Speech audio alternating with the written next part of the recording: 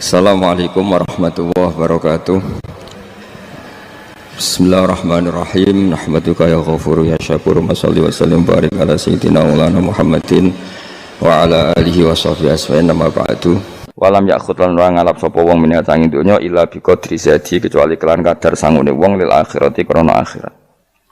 Wa arafalan ngerti sapa wong al haqqa ing hak ay shawab sing bener minal ahkami sing mlebu hukum fattaba amko anut sapa wong hu ing hak. Wa amilahu lan nglakoni sapa wong ing hak, ngerti barang hak kemudian ngikuti dan mengamalkan. Wa arafalan ngerti sapa wong al-batil ing barang batil. Ghairas sahihi tese barang ora bener fastana ba mongko ngerti sapa wong ing batil walam ya'malu lan ora ngamalno sapa wong ing batil. Ya iku cekeli ya, punya 6 hal sing dadekno swarga dibuka, neraka ditutup. Mun niku kudu yakin anul yakin. Kula lah nggih kepingine kula pokoke pas liwat tuh pas tutup. Ya cukuman iki liwat pas apa? Misalnya bukaan ya sing terbang ae dadi kang liwati, ruwet nang liwati wis ruwet. Wal maqalatu safiatu te makalah kang kaping 7 iku kala dawuh sapa Aliun karma wajah iku ngene. Kala Aliun karma wajah wa finus khotin wa kala Umar radhiyallahu anhu. Iki kula yakin nggih didhawuhna Sayyidina Ali, nggih didhawuhna Sayyidina Umar karena ini konsensusnya sahabat. Saurang iki konsensusnya sahabat, meskipun sanad kita kebetulan yang ngendikan tuh Umar atau Ali, tapi sebetulnya ini kebenaran konsensus. An-ni'amu te pira-pira nikmat ay azamu hati kesewete gede-gedene nikmat iku sitatu asya ana 6 pira-pira perkara. Siji al-islamu Islam. Nikmat terbesar kita itu Islam. Dan ini harus kita tanamkan sehingga kowe ning donya ora dipangkat, ora di donya biasa wae, asal duwe napa Islam. Wal Qur'anu lan di Qur'an. Wong kudu diapalan Qur'an, wa duha wa yasin apa saja. Paling tidak punya pegangan-pegangan dan prinsip hidup. Jogeman wong ra hafalan Quran. Misalnya kaya kula sebagai wong alim misalnya. Iku kampanye ilmu, guling-gilingan nak Quran itu ngendikan ilmu. Bahkan Allah mengkampanyakan dirinya, mengenalkan dirinya Ar-Rahmanu 'allamal Qur'an. Utai Allah iku zat sing mulang Quran. Terus kita iku mulang Quran tenanan. Wong Allah sing karuan zat terbaik, terkuat ngutus kekasih orang terbaik yaitu Rasulullah sallallahu alaihi wasallam iku nyifatine iku allamal Quran wong sing mulang Quran dat sing mulang Quran lan kuwi seneng mulang tafsir usen ben wong ngerti Quran meskipun kita tahu kita ya potensi salah tapi kan lumayan nah kowe potensi bener salah terus iku ora oleh mulang lah iku bahaya ngono sing bener iku bener potensi salah, cukup salah terus, kadang bener, wah itu ya perkara nah itu. Enggak, yang penting kowe mesti dawe ijazah ulama-ulama dhisik. Misale rapal Quran kabeh apal ayat kursi, ayat kursi iku semua Quran iku ditulis ning Lauh Mahfuz kecuali ayat kursi dawuh Nabi khusus ayat kursi iku aku jupuk min kanzil arsy. Dadi gamane Nabi ngendikan semua ayat-ayat Quran iku ning dokumen umum iki teng Lauh Mahfuz, tapi aku jupuk ayat kursi min kanzil arsy, kok gudangnya apa? Arsy-nya ada ayat-ayat yang lebih spesial. Kalau sampean tanya, Gus, bukankah semua itu dawai Allah? Ya betul, semua dawai Allah. Tapi tetap ada dawai Allah yang hubungannya dengan makhluk. Itu di kelasnya kelas fadhil, keutamaan yang biasa. Ada ayat-ayatnya Allah yang tentang dirinya sendiri, itu yang tidak tertandingi. Ya kayak ayat kursi itu kan ayat di situ Allah menerangkan dirinya sendiri. Misalnya Allahu la ilaha illa huwal hayyul qayyum itu kan Allah menerangkan tentang dirinya sendiri, tentu spesial. Itu ayat-ayat yang meskipun ya tetap spesial jenenge dawuh Allah tetap spesial. Tapi ada ayat-ayat yang tentang kita.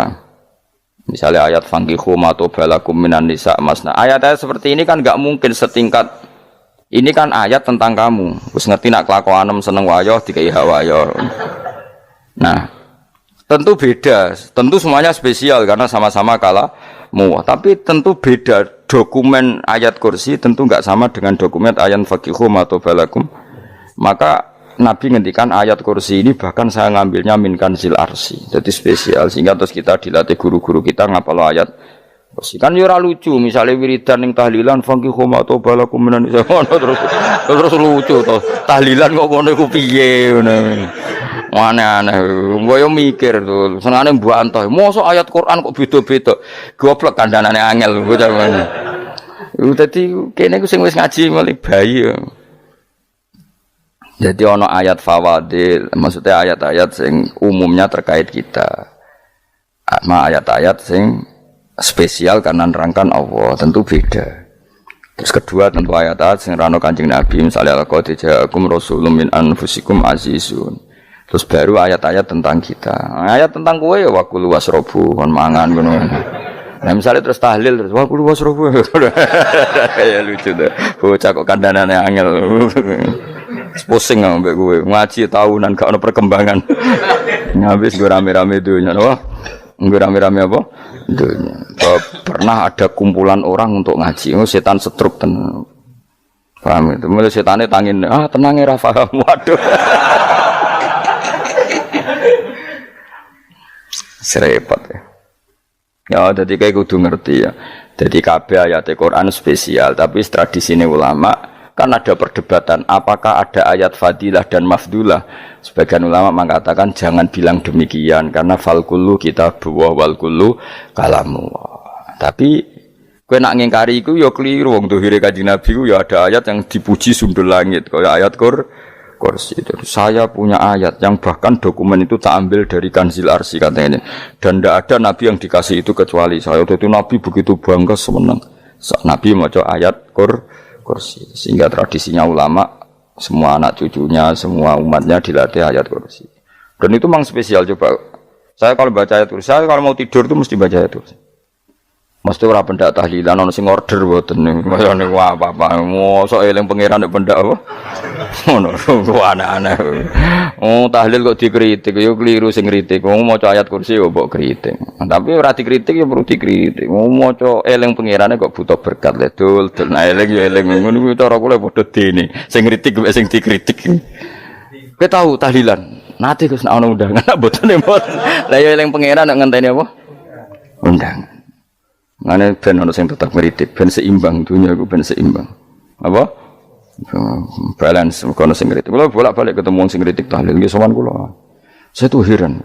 Kenapa orang NU itu suka tahlilan? Terus ada berkat. Itu dalilnya, Mas. Sing ngono iku ya ora ono dalil, sing hasud nyoal ya ora ono dalil. Cara Kanjeng Nabi pirsa, tukang nyoal iku ono dalile ta ora? Ya ndak ada ya harus menengahi sebenarnya ketemu pangeran.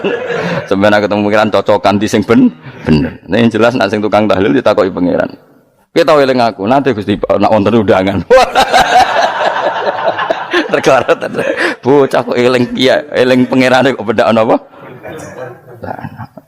Nah, misalnya kayak kundangan ora kundangan blas ditakoki pangeran, diundang tonggo kok ora teko. Mergo wedi bid'ah misalnya. Tapi nekani tonggo ya perintah Kanjeng. Ya sudah, enggak cocokan ae, ora usah debat saiki, enggak apa. Cocokan ae. Tapi nek cocokan mbek aku ora ketemu. Wong sing nyoal ning ijene mahsyar aku wis ning swarga. Ora ketemu, aku ketemu ning swarga nek cocokan. Jadi kowe kudu mikir ya, jadi ayat Kursi iku dipilih ulama perkarane napa? Ayat iku njen spesial tenan. Kula niku mboten saged ilem nek gak maca ayat Kursi. Nggih maca teng lisan, nggih maca teng ati setiap saat. Mergo rumangsa kok pancen luar biasa. Allahu ta Allah iku Allahu la ilaha illa huwal hayyul qayyum. Al hayyu zat sing urip. Mergo sing gampang bedano Allah mbek Nabi Isa, ambek berhala, ambek semuanya yang disembah selain Allah adalah kehidupan.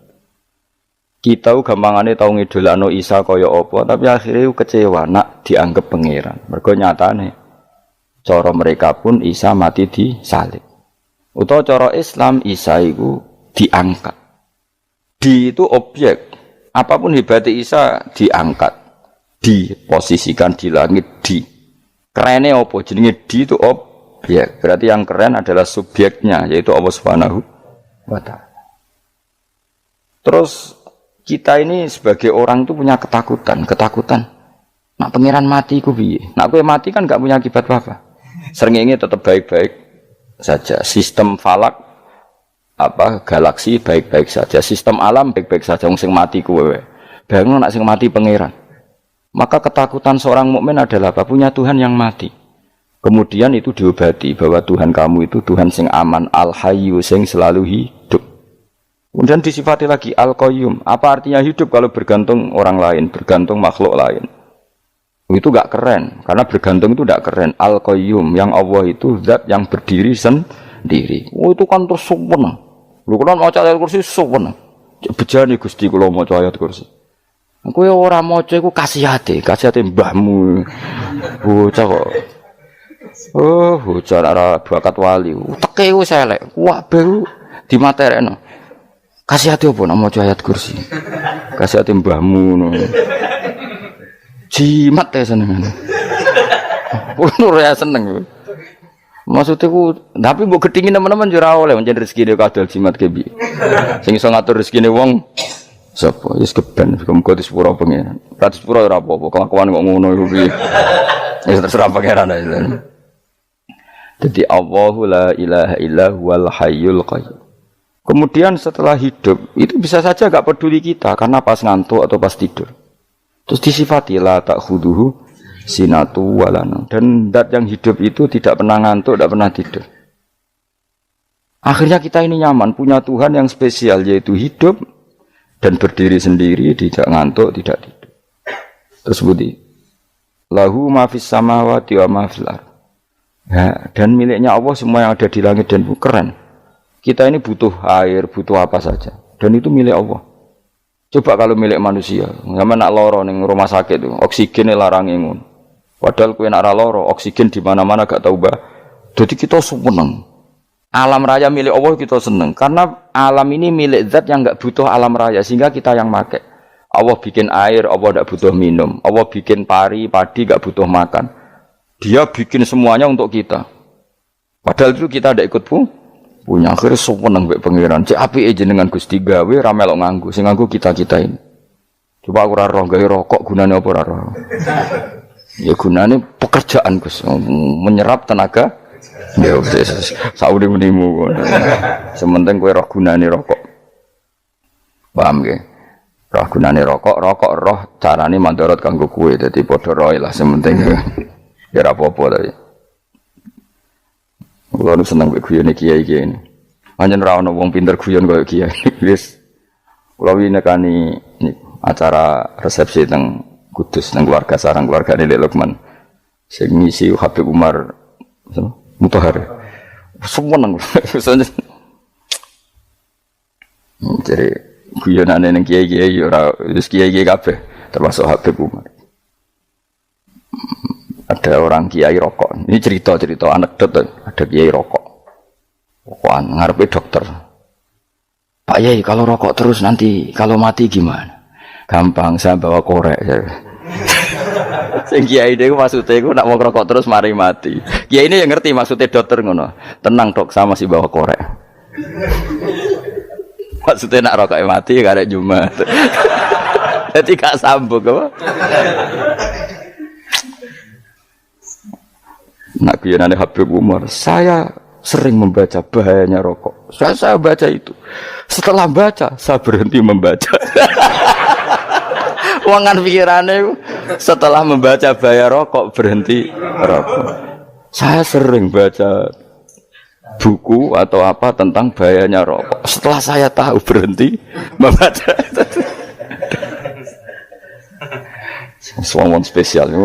Seneng kula niku bisa nikmati ya seneng putune Rasulullah ya seneng guyon. Jadi seneng itu gak kudu mewah apa? Lah kowe seneng ngenteni di Alphard malah kesel to. Wah, dadi kula nang di grup kathah lah. Kiai-kiai sing seneng guyon, sing sering. Mergo kula kuwatir saya umat ini punya kenikmatan lewat jalur maksiat. Mulane kula seneng ana kiai seneng guyon, bukan seneng papanya. Umat ini punya kesenangan yang tidak maksiat. Itu saja. Ya tentu ada kiai-kiai yang milihnya ada guyon supaya orang enggak uraan ya bagus. Wes penting ikhlas. Wes syaratnya kabeh iku penting napa? Ikhlas sudah ikhlas. Ya ora kudu spesial ikhlasmu ya ikhlas biasa lah. Kelas-kelas terilah sementing napa? Ikhlas.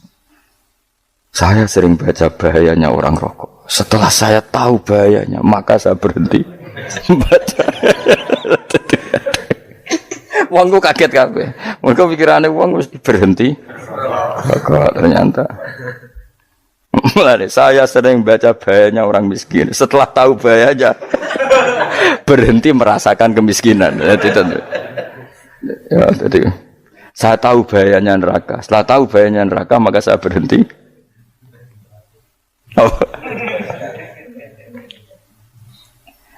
Ya, jadi terus disebutno lahu ma fis samawati wa ma fil ardi. Terus kita nyaman. Kayak apa kalau alam raya ini milik Cina, milik Singkek, milik non muslim atau milik wong Islam sekalipun. Mesti apa-apa tuku. Repot. Tapi berhubung alam raya ini milik Allah, kita nyaman. Mergo wa izzat sing super lomo, super dermawan, super semuanya. Akhirnya nyaman. Kamane iso turu. Dan kalau orang rumah ayat kursi ora iso turu, be turu. Dan dia maca lesane nggih ati kula maca. Lahu ma fis samawati wa ma. Terus mangkal ladzi yashfa'u indahu ila bi'izni. Ketika Allah itu segalanya, tentu yang punya otoritas syafaat, punya otoritas apa saja nunggu izinnya Allah Subhanahu wa taala.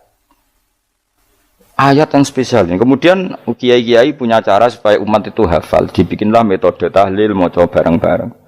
Tapi kemudian ya sudah itu, nasibnya terus kurang baik. Nasibnya kurang baik. Ada yang bid'ahkan, ada yang setengah-setengah ngafirno. Sing maca ya padha dene, ra paham mbek ngantuk, bantuk berkat mulai sudah akhirnya terus. Lah sampean bela bela sing bener wis takok provokator. Sing jelas latih maca iku terus. Dadi Allah pirsa nak macamu ora golek berkat. Tapi nak mau tahu tahlil hati. Eling apa tahu hati? Benda apa? Ya eling pangeran kok ngenteni wae. Allah, iku tunggale. Tahu muni alhamdulillah nate apa nak permangan lho. Muni alhamdulillah kok ngenteni permangan bocah ora karu-karuan. Wong ora bakat wali kok teke wis elek. Jape wis keliru terus.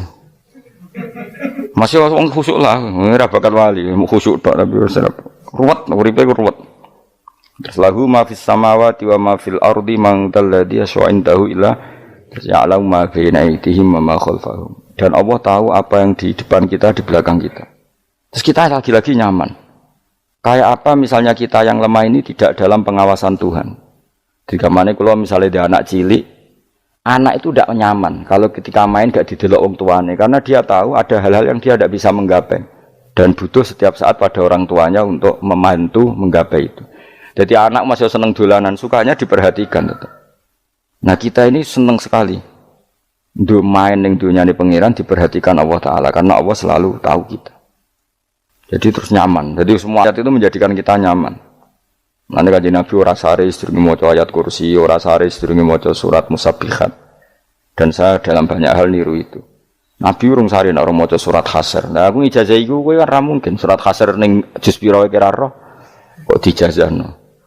Sing iku lho sing diakhiri sudi law anzalna hadzal qur'ana ala jabalil la ra'aitahu khashi'am. Itu tapi kok malah kok ngarep subhanallahi ma fis samawati wa ma fil ardi wa huwal azizul hakim. Terus waladzi akhrajal ladzina kafaru min ahli kitabim. Ya bener subhanallahi ma fis samawati wa ma fil ardi terus. Tak terusnya terus waladzi akhrajal ladzina kafaru min waladzi akhrajal ladzina kafaru min ahli kitabim min diyarihim li awalil hasyr. Ma dzanantum ayakhruju wa dhannu annahum mani'atum husunuhum min Allah fa'atahum saat rusik serang rapal. Jadi akhirnya yaitu tadi terakhir apa? Ya'lamu ma baina aydihim wa ma khalfahum wala yuhituna bi syai'in min ilmihi illa bima. Dan seseorang itu tidak punya ilmu kecuali dengan kadar dikehendaki Allah. Bahwa kita ini selalu objek. Punya ilmu ya dikasih, punya rezeki ya dikasih, punya apa saja di. Sehingga status kita makhluk, statusnya Allah Khalik, statusnya Allah itu memberi, statusnya kita hanya penerima. Itu bahkan termasuk bab ilmu. Bab ilmu itu taunya kita ya hanya diberi. Illa bima wasi'a kursiyus samawati wal ardo, dan kursinya Allah itu meliputi langit bumi. Sehingga kita tahu wah keren. Terus wala ya'udu hifdzuma, dan ketika alam raya sebesar ini Allah tidak pernah capek mengurusnya. Ya, sampean tak pasrahi gawe kok ngrumat srengenge. Sampean ngrumat listrik omahmu lho, kadang kabel pedhot, dope pedhot. Iku apa ngrumat srengenge mulai digawe nganti saiki. Gak tahu mati. Gak tahu bayar. PLN lho, kon gawe 0, sekian gak tahu rusak setahun kon jamin ora ngara iso. Apa gawe srengenge mulai Nabi Adam nganti saiki ora tahu bengkelno. Oke gak tahu mikir ngono, pancen ra wali yo. Lah srengenge misale error terus pangeran ngumumno, leren sik 3 wulan lagi ditoto. Ya repot dul-dul. Ngono kok ora tau mikir bocah kok. Mulane utek sing anut wali-wali itu teke waras. Men dhuwit, ora di dhuwit sumpek, di dhuwit seneng wis ngono tok pikirane. Ora tau kagum mbek srengenge, ora tau bengkel, ora tau. Mergo emang ora bakat wali, itu teke wis innalillahi wa inna ilaihi raji'un. Ngono ya kok urip ngono. Habis ben urip pancen nang waya apa? Mati rame-rame apa? Donya nak ana kowe ya sepi tenan. Gak ana wong gawa nasa ilfat ngalor gitu. Ngaji sepeda dibayar paham yang mulai apa yang mulai nggak takut ibu juri barang mau kaji mau Gus Pak nerang nopo ya delok rekamane atek dah wae tapi aku luwih seneng ngono timbang kowe nyimpulno malah tambah keliru kabeh. Kulo niku paling asline paling ra cocok ngaji disimpulno. Uteke beda kok nyimpulno iku terus piye. Tapi dilarang piye wong niate ya seneng tapi didukung mesti keliru wong nyimpulno keliru. Mergo mesti nganggo uteke dhewe. Wis ben kono rame-rame apa. Kulo kadang yo mikir ya Allah. Ya saiki PLN ngurus listrik sak Indonesia iku dibagi-bagi per wilayah. Jogja tok kok Bantul tok iku wae bengkel. Wong nggih srengenge iku langsung bener terus. Nek wong bosan dikei bengi ben ra ketemu srengenge digenti bulan wis enak. Kok bosan matahari, bosan rembulan ana mendung wis turu. Diamuk bojo lah laudan selali. Sekarang wis segampang iku ngatur donya iku segampang itu. Paham ya? Dadi enak lah pokoke urip wis enak. Pokoke kabeh anut pangeran wis enak. Wala yautu khifruhuma wa huwal alil azim terus turu. Semun Gusti kula tak tilem seteng donya baik-baik saja. Sowan nang mbek pangeran. Lah maca ngene kok ngenteni kundangan. Kok kon dadi wali kuwi. Lah sing ora hafal ayat kursi terus ngritik. Ora hafal. Bid'ah ngono. Wis hafal lose wis darah di bitalah penting kowe hafal ayat kursi sik. Hafal? Ndak.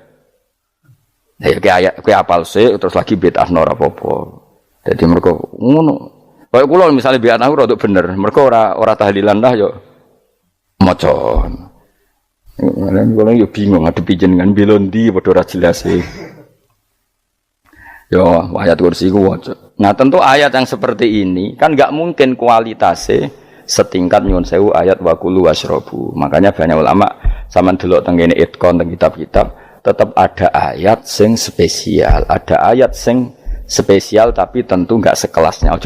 Jangan kamu katakan atas bawah nanti suul adab bekala muwah, tapi tentu spesialnya ayat kursi itu tentu super karena menerangkan Allah sendiri. Sementara beberapa ayat menerangkan hak kita sebagai manusia, misalnya waqulu wasrobu, tentu kualitas fadhailnya beda, tapi jangan katakan klasmen jangan karena kurang sopan dengan kalam wah tapi tetap beda. Makanya Nabi ngendikan ayat 3 apa loco ngape turu waca di mana-mana waca. Oh, Nabi begitu bangga dengan ayat kursi. Akhirnya kena bakul ditulis didol. Paham apa? Ditulis didol. Baru kayak didol ya kayak hikmah akhirnya dipasang ning ruang tamu. Akhirnya ketara iki wong Islam bera Islam barokah ya ayat kursi. Wis pokoke berpikir positif wae. Wah, berarti sing di omah Islam bukti nopo ana ayat kursi ini. Lho kula nu beberapa kali diselametno ayat kursi. Kula nak ning perjalanan marung. Itu kadang yang merasa nyaman mergo ning warunge ana ayat. Wah, berarti Islami lah. Ora kuwatir iki ana daging celeng, tetep nulung ngoten. Ya ini jujur mawon kula niku tetep asobia artinya nek ning perjalanan sing gak jelas lor kidule ora ro daerah kok marung ana ayat kursi paling ndak kan orang ini punya etika kira-kira ora bakal apa jualan daging babi lah misalnya. Ya tetep bantulah tetep umpamane terus dikek nggon salat. Sanajan terus sing duwe misale mbok salat ora ya ora perlu. Ya aja suudon ngono wis anggap ae mosok masang ayat kursi kok. Ya sih gitu kan lumayan ada perangkat yang itu. Akhirnya bakule payu ayat kursi ini, sing di omah ya payu promosi nek iki Islami, sing blonjo ya nyaman, wis padha enake lah. Ayat kursi ini sing enes mergo tinggo. Ya tapi ya ndak lah. Nak niate ngono ya tapi ya ayat kursi tetap mulia dengan dirinya sendiri. Kulo seneng tenan mbek jeneng ayat kursi ya Allah. Ya tadi kekhawatiran kita punya Tuhan yang tidak sempurna itu terjawab bahwa Tuhan kita super sempurna. Jadi kalau bayangkan grepe turu jeneng seneng. Senenge wae Gusti nak kula turu iku langit bumi gak masalah. Bayangno nak pangeran sing turu, sistem Tuhan hancur. Makanya syaratnya jadi Tuhan la ta'khudhuhu sinatu walan. Padahal kita menyaksikan Nabi Isa turu, beberapa yang dituhankan selain Allah turu ngantuk. Bayangno misalnya kowe pas donga sing mbok dongani turu. Nah, kan kacau. Makanya Allah mensifati dirinya dan itu memang fakta la ta'khudhuhu sinatu walanam. Allah ora tau ngantuk, ya boten nate. Akhirnya sewenang kita, sewenang banget mbek pangeran. Mergo dengan sifat-sifat seperti itu. Akhirnya raditu billahi rabba wa bil islami dina. Al-Islamu siji Islam Al-Qur'an lan Qur'an Muhammadun Rasulullah. Wa yang bagiran saya celana ketika kita anak kula enten ngucap kita fi kulli yaumin raditu billahi rabba wa bil islami dina. Raditu ridho ingsun billahi lan rabban sebagai pangeran. Aku ridho banget, seneng banget Allah sing dadi pangeran. Muga mau pangeran liyane Allah yo kacau tenan. Nanti pangeran terus turu. Terus ngantuk, nak ramangan lemes kan pusing. Apapun hebatnya Nabi Isa misalnya mbok pangeran ya pusing. Kadang pas sare, dungani tenan jebule pas apa? Sare ribet. Tapi kita di pangeran sing la ta'khudhuhu sinatu wala mobil islami dinan. Wa Muhammadin sallallahu alaihi wasallam rasulan wa nabiyan wa bil Qur'ani hukman wa imam. Dan kita ridho Quran sebagai panduan hukum lan dadi imam. Imamu panu.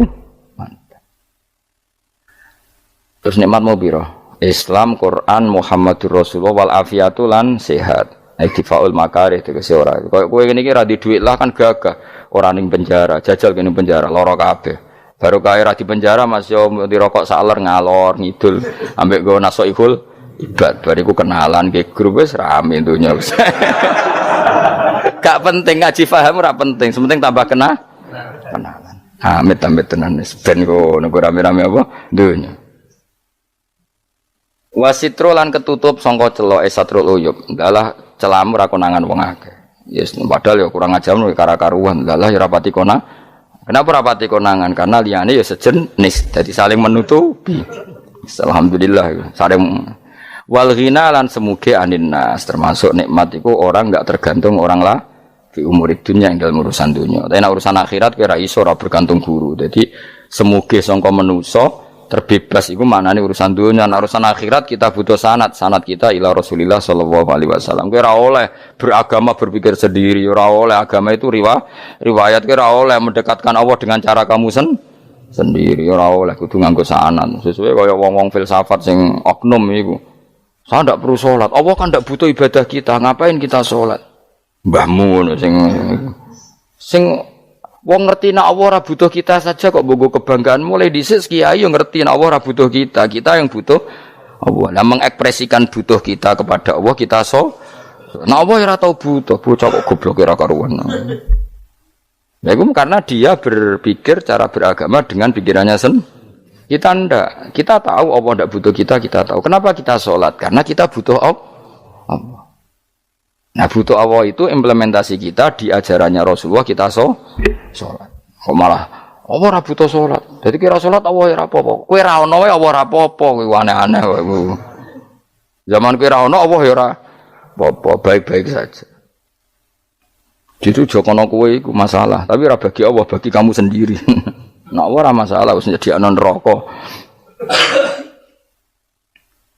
Ya jadi orang itu boleh tidak butuh orang lain tapi fi umurid dunia. Nah urusan akhirat gak ada butuh sanad ya. Wa inna hadzal ilma dinun fangzuru amman ta'khuduna dinakum. Agama ini ilmu, kamu harus punya sanad. Ya mau misalnya kula alhamdulillah di sanad kata lah. Keluarga saya terutama yang Mbah Mun terus ya lain dari keluarga saya, keluarga guru kita, gurunya guru kita sampai cara nih bernafas kita wae. Eling Allah mau fi kulli nafasin apa ada ni'amillahi wa ifdal fi kulli nafsin wa nafatin wiswaya kita semua nafas kita. Imam Syafi'i kula anak kula cek cilik lah tak kon ngapal lebet iki. Karena apa? Jangan kira Imam Syafi'i terus koyo kowe mau belajar fikih mboten. Imam Syafi'i nek ape turu niku kula apal beberapa syairnya Imam Syafi'i. Makanya saya tambah seneng ambek jeneng Imam Syafi'i. Jadi beliau nek ape sare iku napa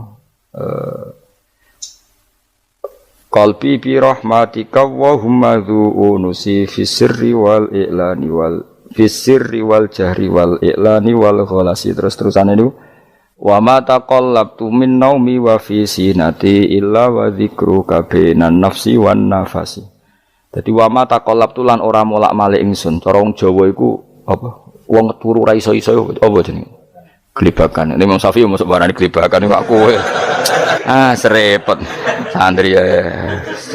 Napa manane? Sing rada Islami ngono dul. Apa?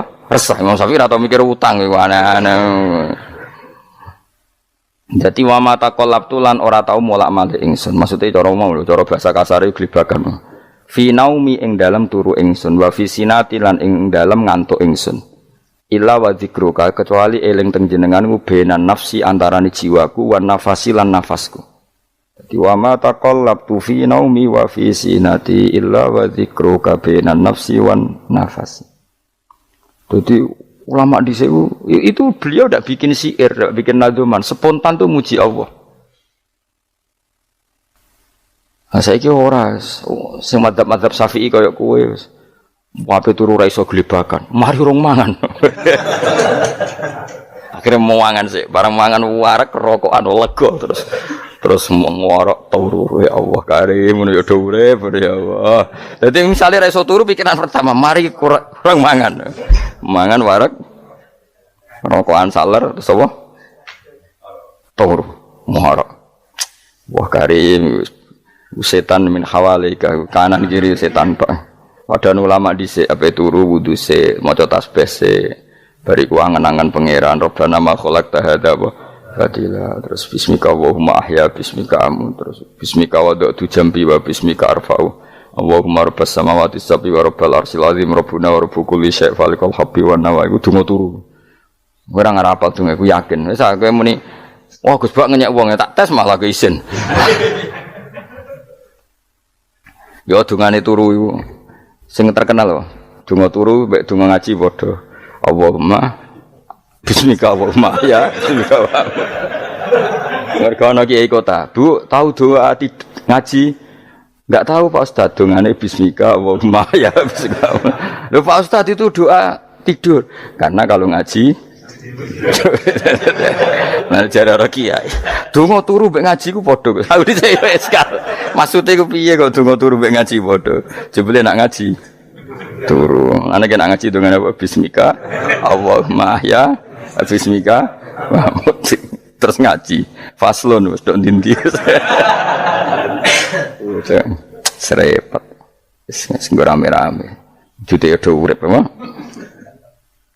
wal afiatul lan afiate difaul makare tegese ketolak sangka barang sing ora seneng supaya kula suwun nggih supaya jenengan sing seneng pangeran iki sai-saisamu supaya piye-piye sifat dasar wong mukmin ya walladzina amanu asyaddu hubbalillah misale ora iso asyaddu ya sementing hubban. Ya tentu asyaddu itu wong mukmin banget senenge ning pangeran. Kena makome rong iso asyaddu ya sementing ana senenge. Ya ana apa? Ana senenge wis dengan kadar yang kelasem lah sampai iso. Lah ana makome para wali ya asyaddu banget seneng. Mau ape turu nek orang maca ayat kursi gak lega paham. Cukup maca ayat kursi bedak tahlil.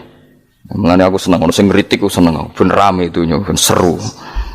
Sing kritik ya muka-muka apal tahlil dari ngritik itu fair ora apa apal terus ngritik mun tahlil sing wong sholli Abdullah sholati ala sate meneng kabeh iku men ada sing ngritik sing melok ora apal pokoke ujug-ujug muni filun susah iya teh kok Mas Sholli Abdullah sholati ala sate makhluqatika Nurul Huda saya Mas Nurul Huda terus oh, iku sing guri wis mau ora kopi. Ada sing ramene tok. Mak kiai apal wis profesi ini apal tenan. Karena ning desa modele permanen, bagian tahlil yo tahlil terus, bagian donga yo. Jadi sehingga kiai donga kok digeser dadi mimpin tahlil yo gagap. Lho akeh lho kiai ngalim kon mikir tahlil yo mikir mergo wah dateng daerah kula kiai ngalim bar kon mikir tahlil terus maca lelel wedok wah niki sempun niki pun tak takoki kene apa kapal dhewe ra apal urutane iku ra apal iku kan butuh apa ya, butuh keahlian lah gitu. Repot. Kok gini sing tahlil loro. Apok ini. Nah kula tetep apal tapi singkat ae. Iku ngono ono sing luwih ahli to. Sing guri wis sing guri kacau meneh tahlil dening kiai iki sing guri sampe wah suwi iku. Mergo terkenal mbah iku nak tahlil. Suwi aduh.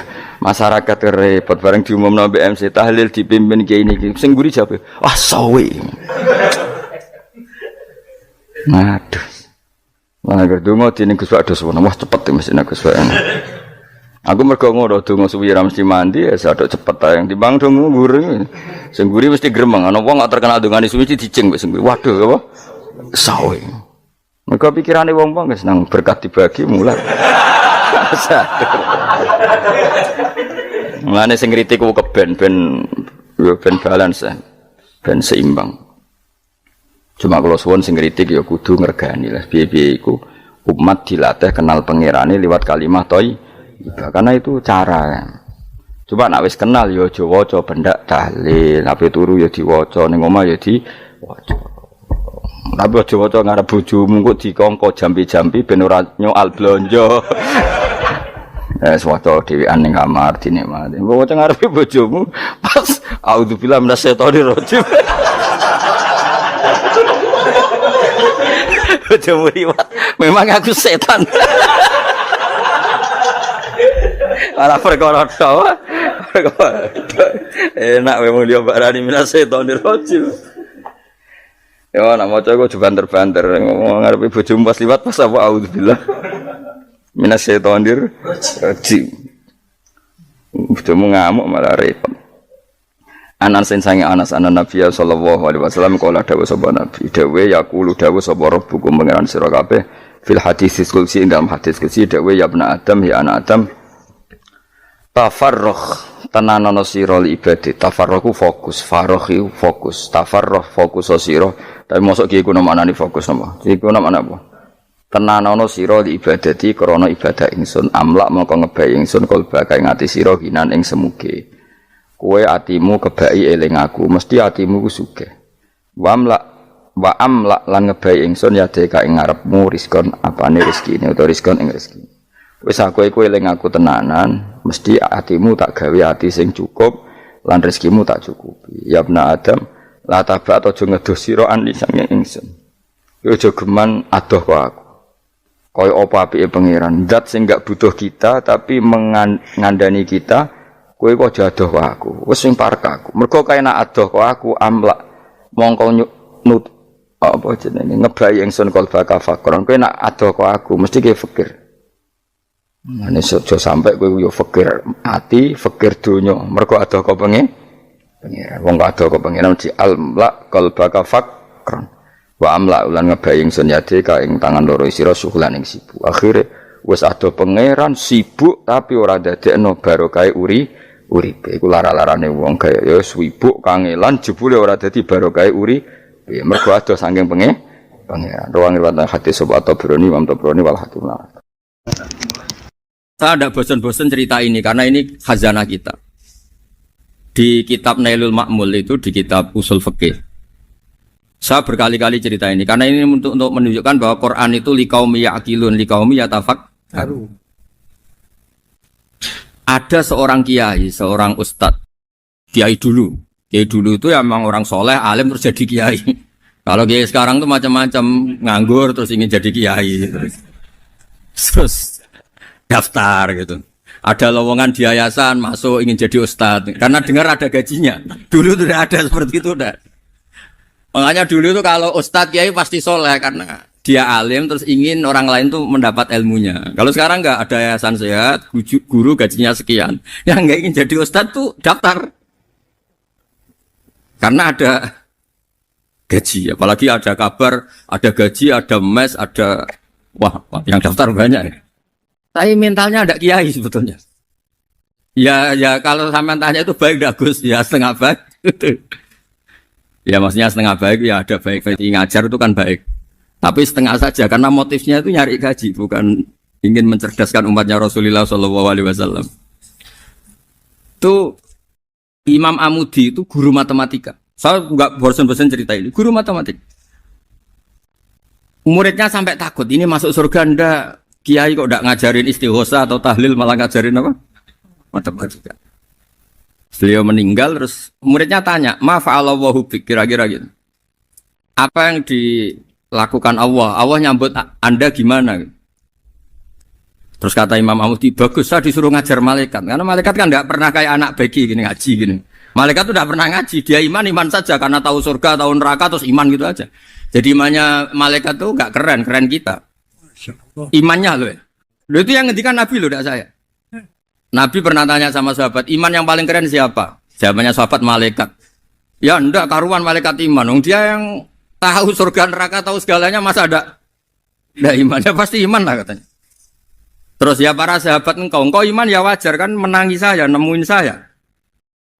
Yang hebat itu orang-orang yang tidak melihat saya, tidak saya didik tapi tetap iman. Karena dididik akal, ya tadi dididik Quran, apa dididik Quran. Sama si apal, teks bahasa Arabnya masang. Terus Mama Mudi kata Allah, suruh dia ngajarin para malaikat cara menemukan saya. Malaikat dikumpulin terus Mama Mudi disuruh ngajar. Sama singkat kata-katanya Allah di mimpi itu.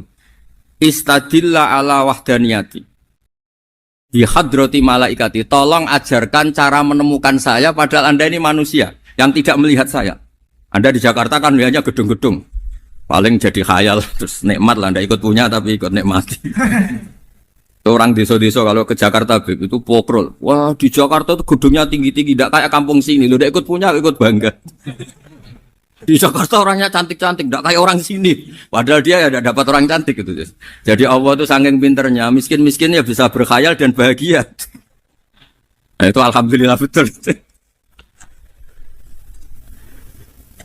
Akhirnya itu apa ini anak-anak begini saya tak niati ngajar standar anak-anak akademik. Terus pertama yang diajarkan hanya bilang gini, sama siapa teksnya?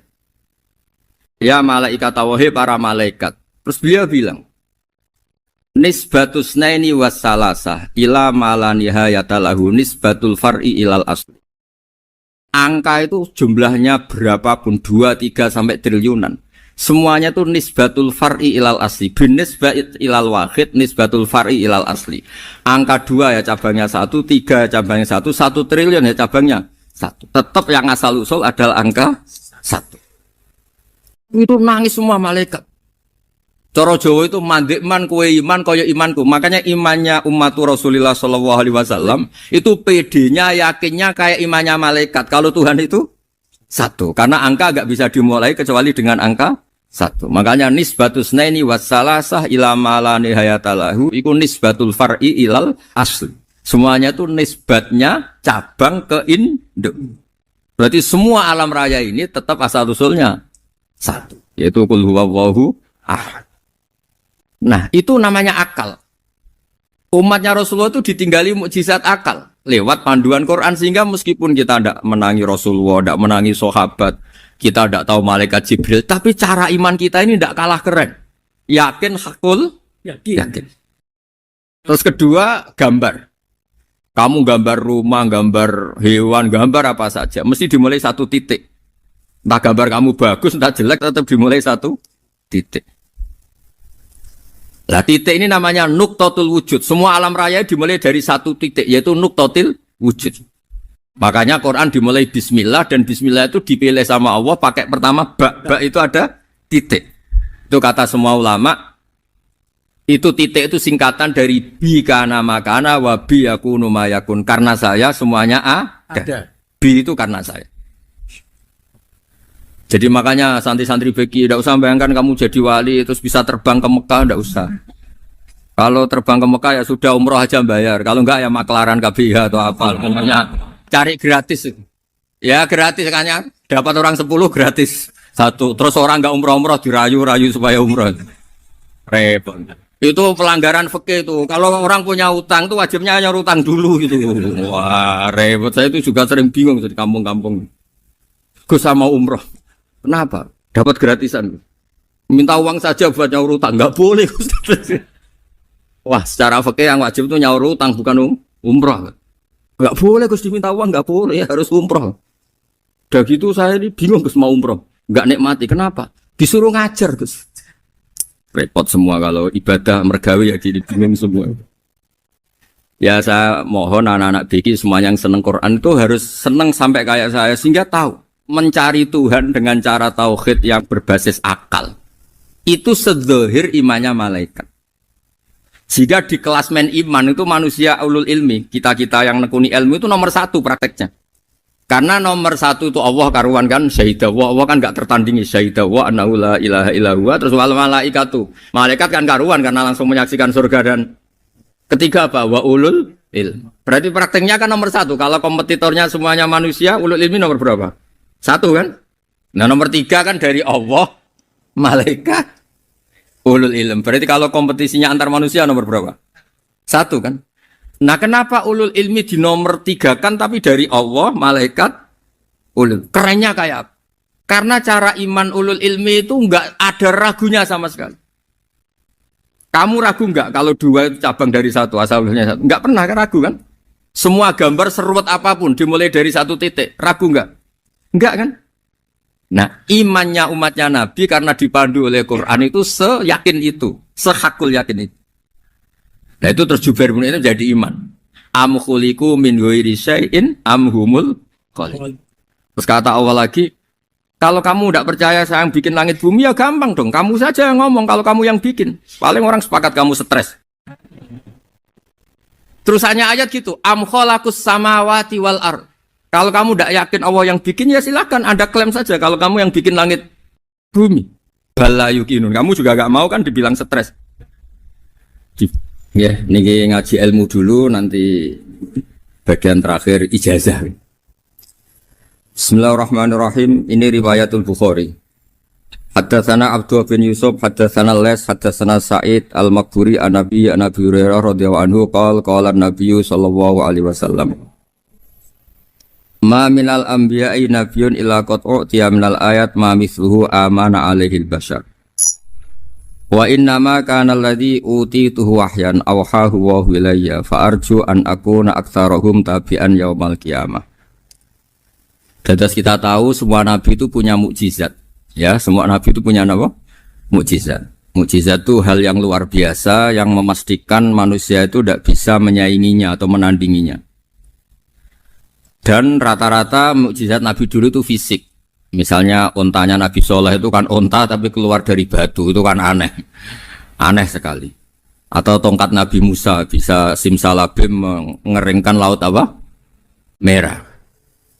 Semua Nabi itu punya mukjizat dan semuanya berbentuk fisik. Kecuali mukjizatul Rasulullah Shallallahu Alaihi Wasallam itu berupa Al-Quran. Al-Quran itu konsep ilmiah. Terus kata Rasulullah Shallallahu Alaihi Wasallam, tapi saya karena Quran itu justru berharap pengikutku besar dan sampai hari kiamat. Sekarang kita logika ya.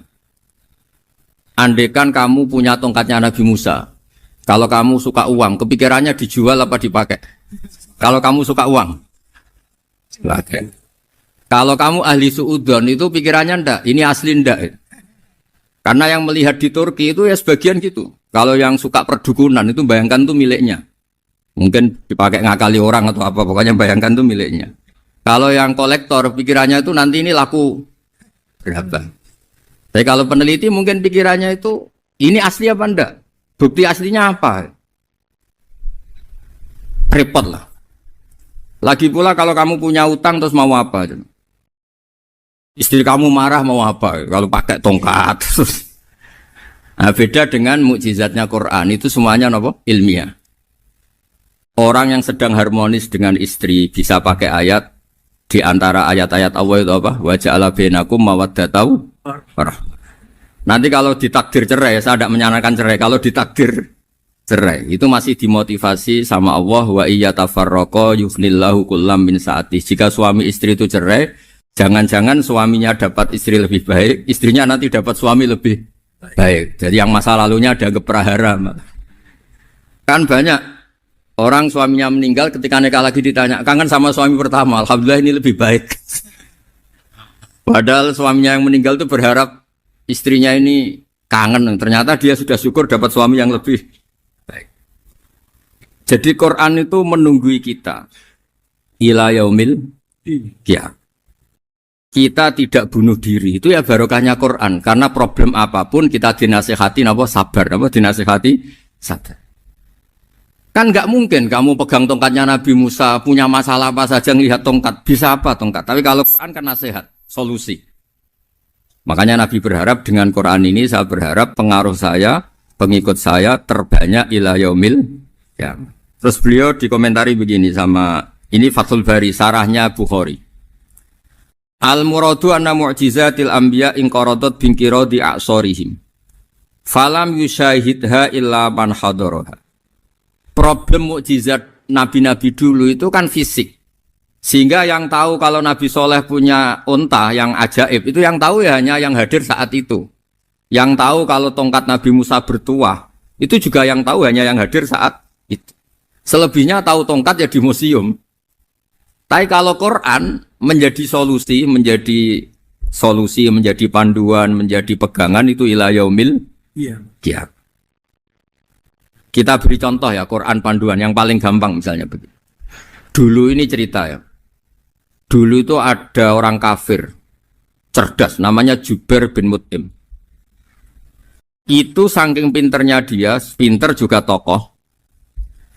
Itu sebagai delegasi pembebasan Asra Badrin. Jadi tawanan-tawanan perang Badar itu mulai dulu ya ada negosiasi mau dibebaskan. Terus orang-orang kafir ini menugaskan namanya Jubair bin siapa? Mut'im. Ini ada di Bukhari. Karena ini ngaji di Jakarta. Kalau orang nggak tahu hadis juga tanya ini sahih enggak gitu. Wong nggak tahu kok tanya itu aneh. Padahal kalau dibodoni itu ya nggak tahu. Tapi ya tetap tanya, hadisnya ini sahih enggak? Ini kata kiai apa kata nabi ini ya? Memangnya kata nabi kamu dengar kan ya lewat kiai. Memang. Setelah itu Jubair itu datang ke Medina.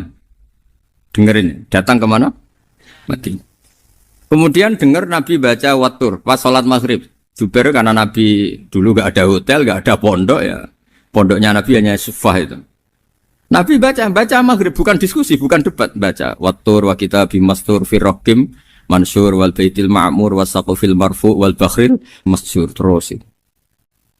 Kemudian sampai pada titik ayat am khuliqu min ghairi syai'in. Masa manusia atau alam raya yang maujudat, yang nyata, yang wujud nyata. Kemudian asal usulnya itu ketiadaan.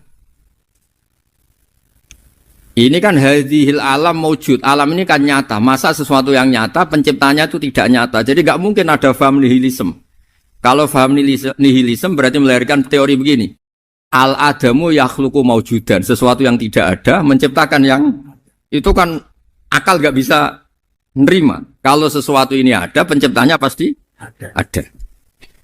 Terus akhirnya Jubair bin Mut'im itu simpuh di depan Rasulullah terus bilang, ya Muhammad kada qalbi ayatir. Hampir saja hati saya terbang. Kalau riwayatnya Imam Ahmad, faka'an nama sudi qalbi, hati saya ini hancur. Semua teori yang saya bawa untuk ngelawan kamu sekarang luluh semua, hancur semua. Yang benar adalah teori Anda bahwa Tuhan itu satu dan Tuhan itu ada sebelum semua makhluk. Coba kalau Nabi Muhammad ada Jubair bin Mut'im terus menyembunyikan tongkat dekat mihrab. Terus dilihat ini apa? Paling pikirannya ini dari kayu apa? Terus yang bentuk tongkat itu tukang pemahatnya siapa? Kok kurang keren kalau di Blitur gimana ya? Kan malah panjang. Kira-kira kalau mukjizat itu dari tongkat itu malah panjang. Panjang lah pokoknya panjang. Lagi pula kamu coba kan nggak ngarah mandi, itu yang mandi kan nabinya bukan tongkatnya. Coba tongkatnya Nabi Musa coba anak-anak beki itu. Dipakai mukul kucing aja tidak mesti mati itu. Jadi nggak jelas mukjizat-mukjizat seperti itu nggak. Tapi kalau Quran menunggui sampai saking hebatnya Quran, teori rasionalitas, kampanye di mana-mana.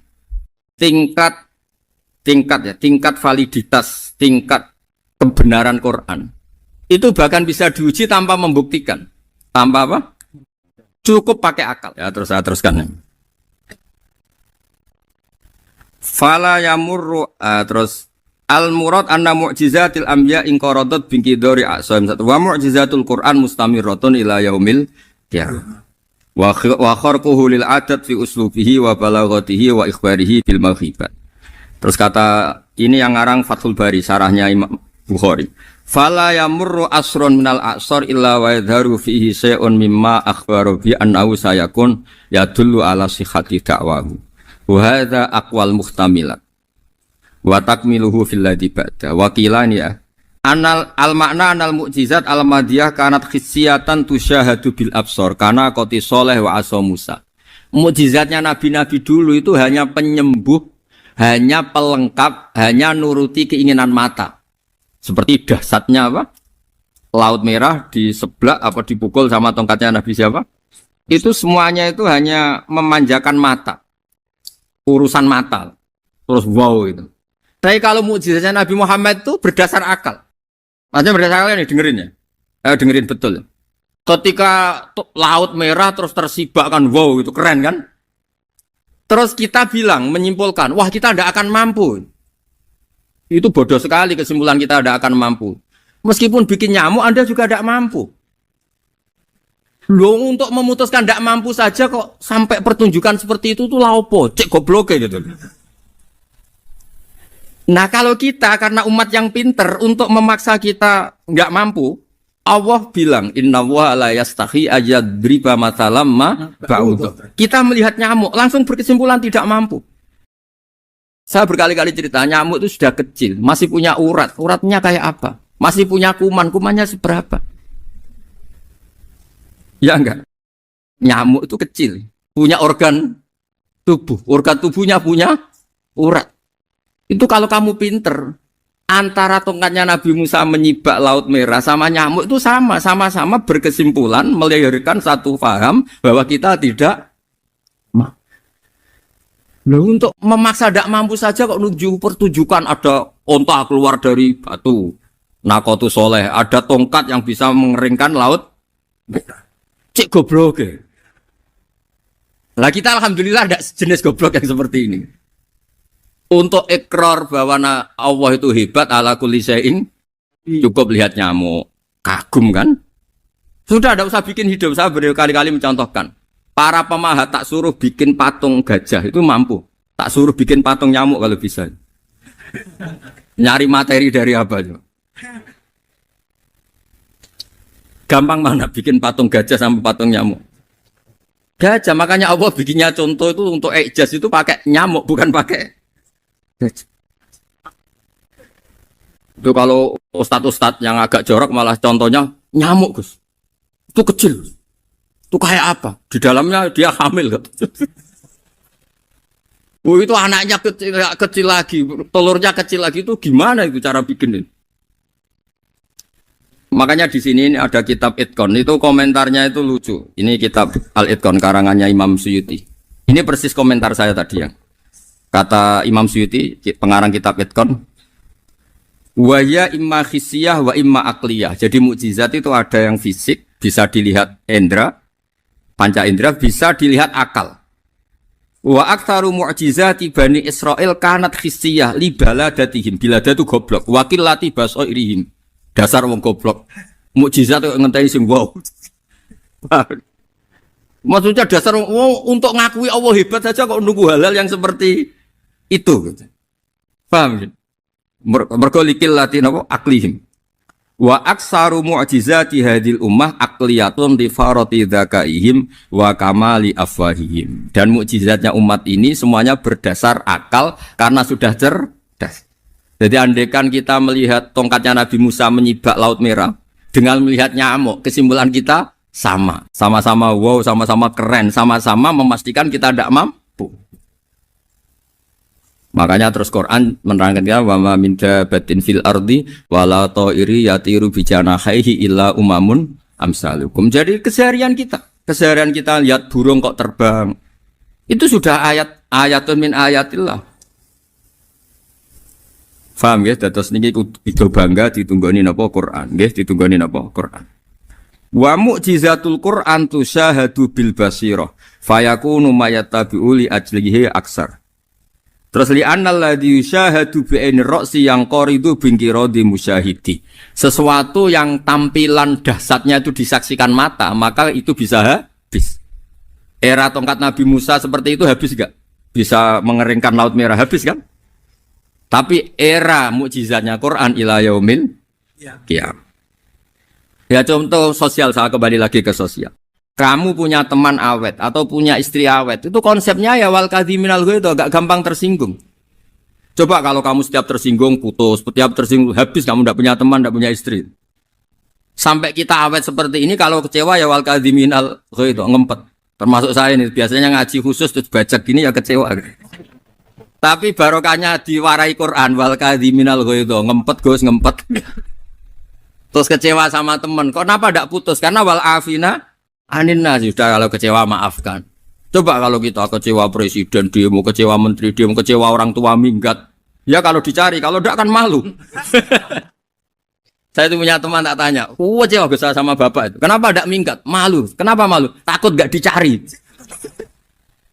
Itu orang tuh paling malu itu kalau keluar dari rumah nggak di.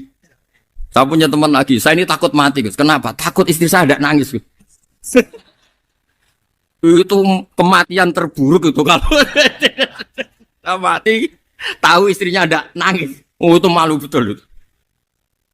Makanya jangan mati, pokoknya pastikan orang sekeliling ada nangis itu baru berani mati, kalau enggak jangan.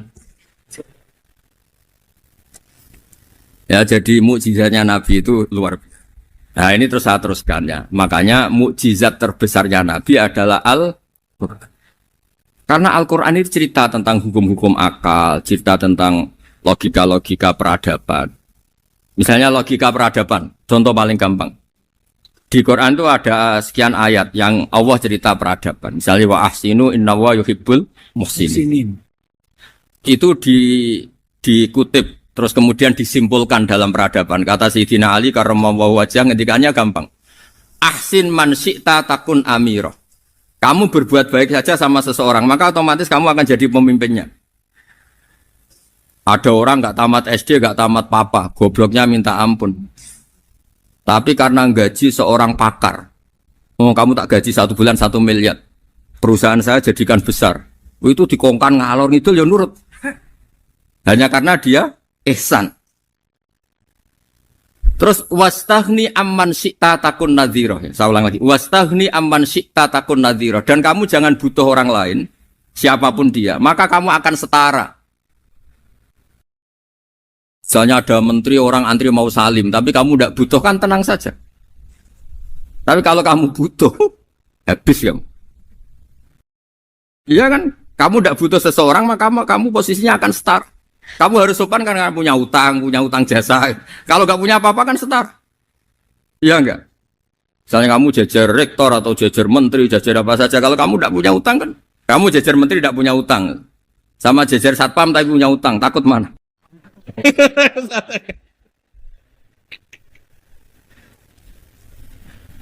Kalau butuh itu mesti kalah kan?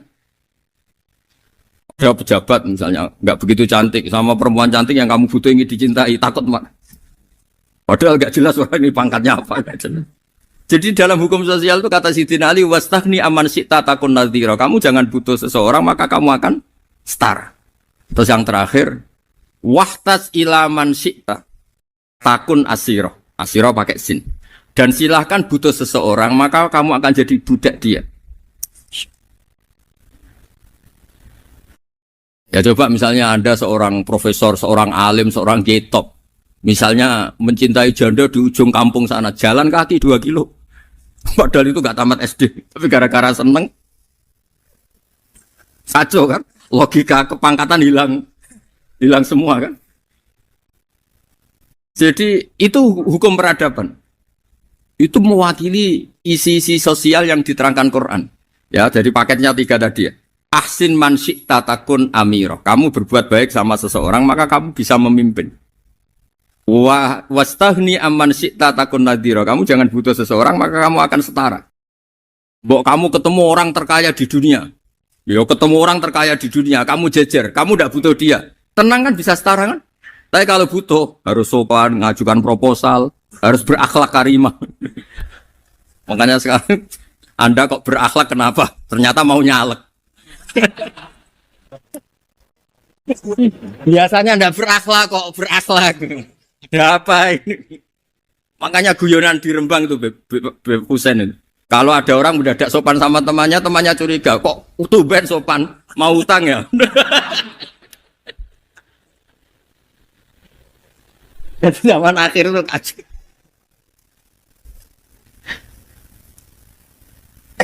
Ya di semua daerah gitu ya sama Pak Rektor ya. Kalau ada teman biasanya nggak sopan kok sopan, itu temannya curiga. Ini Pak Rektor UI ini kaji. Kok tumben sopan, ada apa ya? Karena di mana-mana orang butuh itu pasti beretika. Kamu punya teman paling berdua. Kalau mau utang berakhlak gak? Atau misalnya kamu punya adik cantik terus punya teman berdua. Kalau cinta adik kamu berakhlak gak? Biasanya nggak sama sekali gak berakhlak. Gara-gara butuh menjadi berakhlak. Ya jadi hukum sosial itu ya kuncinya 3 tadi. Ahsin man syi'ta takun amira. Wastaghni amman syi'ta takun nazira. Terus wahtas ila man syi'ta takun asira. Kalau kamu butuh seseorang pasti kamu dibikin hina. Asir itu tawanan. Nah, Quran itu bicara sosial itu lengkap. Dan itu yang nunggui kita. Kita punya tetangga yang kurang baik, ya seneng. Punya tetangga baik, ya seneng. Kata Imam Syafi'i, saya berkali-kali cerita. Kok seneng semua Imam Syafi'i? Ya bagus lah. Kalau yang seneng saya enak lah. Dijak jagongan, dijak ngopi enak. Yang nggak seneng saya, gak ngarah utang. Uang itu nak, kamu punya tetangga gak seneng kamu. Aman kan? Aman. Gak akan pinjem uang kan? Pinjem mobil. Uang gak seneng kok.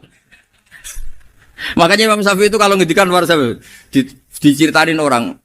Ya Aba Abdillah bagiannya. Ya Aba Abdillah orang itu gak seneng kau. Bagus lah. Loh kenapa bagus? Waman asa'a ilaika faqad atlaqaka. Orang yang enggak seneng kamu maka membebaskan kamu. Enggak akan pinjam uang, pinjam mobil, enggak akan ganggu waktu kamu kan enggak seneng. Justru yang seneng-senengi masalah pinjam terus. Imam Syafi'i itu orang yang anggap dunia itu selesai. Ada yang cerita, ya Aba Abdillah, orang yang tadi cium tangan engkau, yang hormat engkau di luar maki-maki engkau, ngerasain engkau, ngata-ngatain engkau. Ya bagus lah. Kok bagus gimana? Berarti saya wibawa di depan saya tidak berani ya. Berarti saya wibawa di depan saya tidak berani. Berarti itu makomnya sudah kulillah sumadarhum fi khawdihim yal'abun. Sudah dunia itu selesai. Sudah agak penting semua. Nah itu kalau kamu anak-anak beki ahli Quran sudah ayatnya kulillah sumadarhum fi khawdihim yal'abun. Sudah lihat Allah saja agak penting makhluk-makhluk itu. Dah makhluk semua agak penting, sepenting Allah. Nah kita ini ditunggoni mukjizat seperti itu. Bayangkan misalnya kita ditunggoni tongkatnya Nabi Musa. Saya ngajar di sini terus ini tongkat. Terus nanti yang tanya, Gus itu kayu apa Gus? Nanti yang kolektor tanya itu harganya berapa Gus? Teruwet apa? Terus yang ahli suudon itu asli gak Gus? Wah. Yang ahli suudon kan mesti tanyanya gitu, itu asli enggak Gus? Repot-repot pokoknya. Tapi kalau Quran kan jelas. Jadi Allah ngendikan marojal bahro ini napa yal taqiyan. 2 mata air itu dipertemukan. Itu banyak muara sungai itu bermuara teng napa laut. Kados kali Kapuas, kali pundi-pundi ini sawangane bermuara teng laut. Yal taqiyan di sawangannya ketemu. Tapi itu semua hanya firoil apa? Ini dalam pandangan Allah.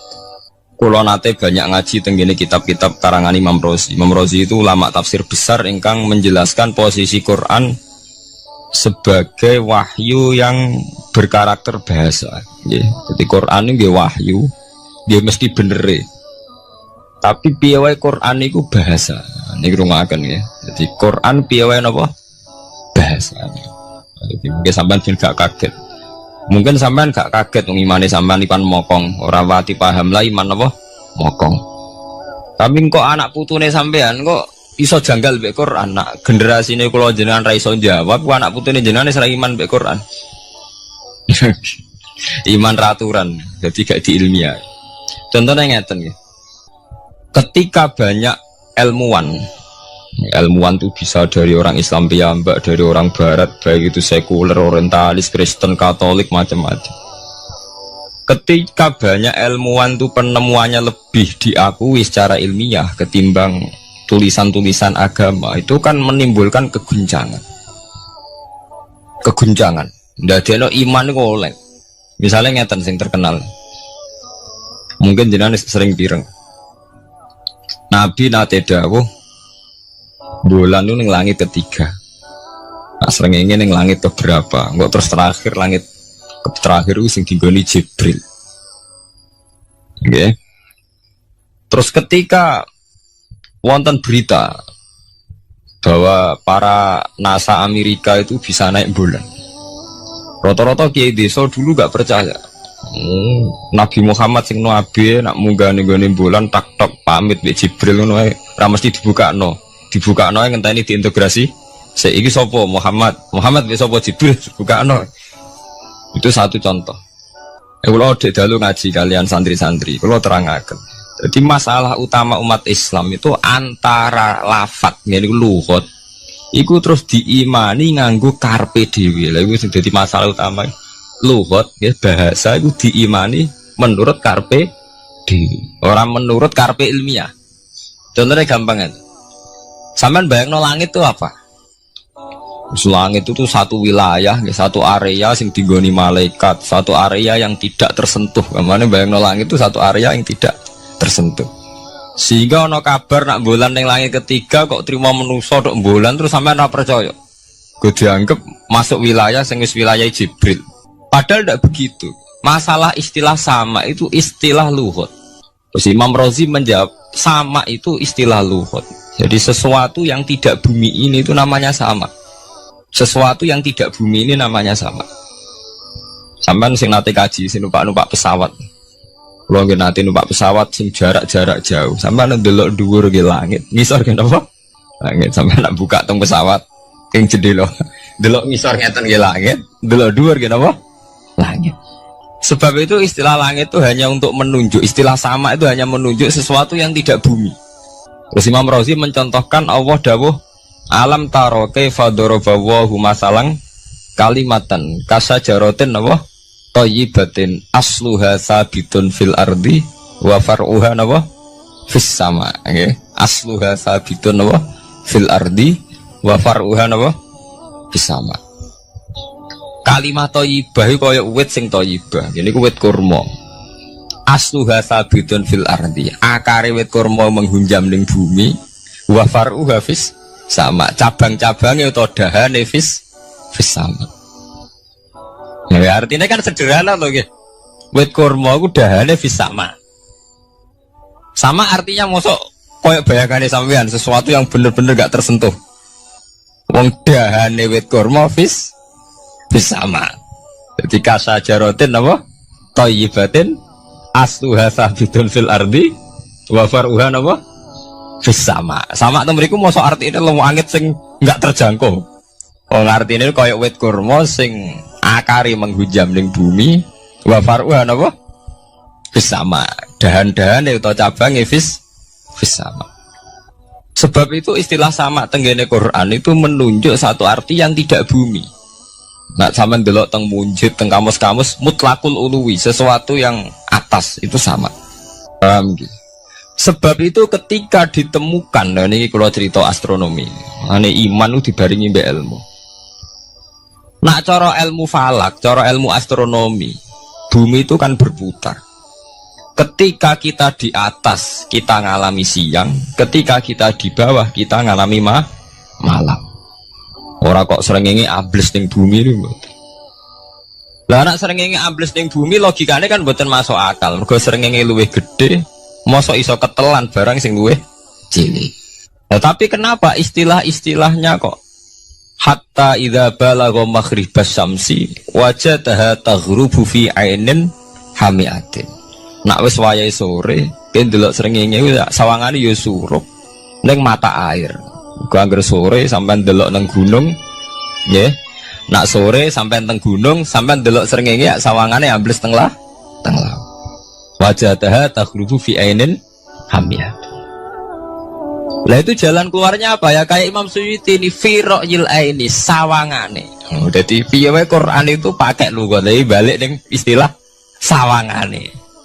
Jadi Quran itu tidak mesti memutuskan sesuatu itu sak mestine. Sawangane firoil ain. Ya podo. Kaya air tawar ambek air asin. Sawangane ketemu nyatane keudek-udek. Wong sangka sungai mengalir ke laut. Tapi sawangane Allah tetap bikin karakter masing-masing. Dan keduanya tetap sesuai dengan karakter masing-masing. Dari ahli fisika nu paham betul. Benda mbok adu kaya apa tetap mereka bawa ciri masing-masing. Kok kabeh nggawa gene masing-masing. Berarti ketemu sawangane tok hakikate ndak pernah mau napa? Ketemu. Ini jenenge firoil. Sebab itu banyak ayat-ayat yang terjawab oleh teori firoil ini. Jadi itu sawangan. Jadi itu masalah-masalah ilmiah yang bisa menjawab beberapa kejanggalan, yes. Beberapa kejanggalan dohirin nas agama. Zaman kudu paham mereka banyak sekarang misalnya kayak manusia itu ketika bisa deteksi janin. Ahli dokter kandungan lewat macam-macam peralatan itu nggih. USG macam-macam mak saged ngerti janin itu lanang atau wedok. Nah dhisik kiye-kiye kuno ada 5 perkara sing roh apa tok, kapan udan, kapan wong mati. Terus sing ning jero kandungane wong wedok iku lanang apa wedok sing roh Allah tok. Kiye-kiye kuno ngoten. Tapi sakniki wong paling percaya urusan mati tok. Urusan udan secara falak, secara astronomi saged dideteksi to. Wong falak iku iso ngerti iki musim rendeng. Musim ketiga, pergerakan angin sampai ndelok ning perkaryaan cuaca rata-rata bener. Nggih betul, musim angin, musim hujan, musim kering. Secara ilmiah gini ku wau, wong gini ku wau. Setelah kita nentukan ora ana lanang wedok ning gone kandungan wedok manusa roh sing roh apa tok, sing mari keliru sampai nentokno lanang wedok. Wong apa mau dawuh wa ya'lamu ma fil arham. Hanya Allah yang tahu apa yang di rahim. Ma itu cara nahwu itu mubham. Ma itu tidak harus menunjuk laki atau perempuannya. Ma itu lafadz sing mubham. Apa saja, ya kan bisa terkait nasib, ya, bisa terkait kesehatan, bisa terkait gennya normal ndak. Tapi tahu-tahu kita lewat perasaan kita piyambak nentokno wa ya fil arham lanang wedok. Itu yang bolak-balik mulai agama rusak itu tadi. Sesuatu buat makna ini menurut karepem dewi.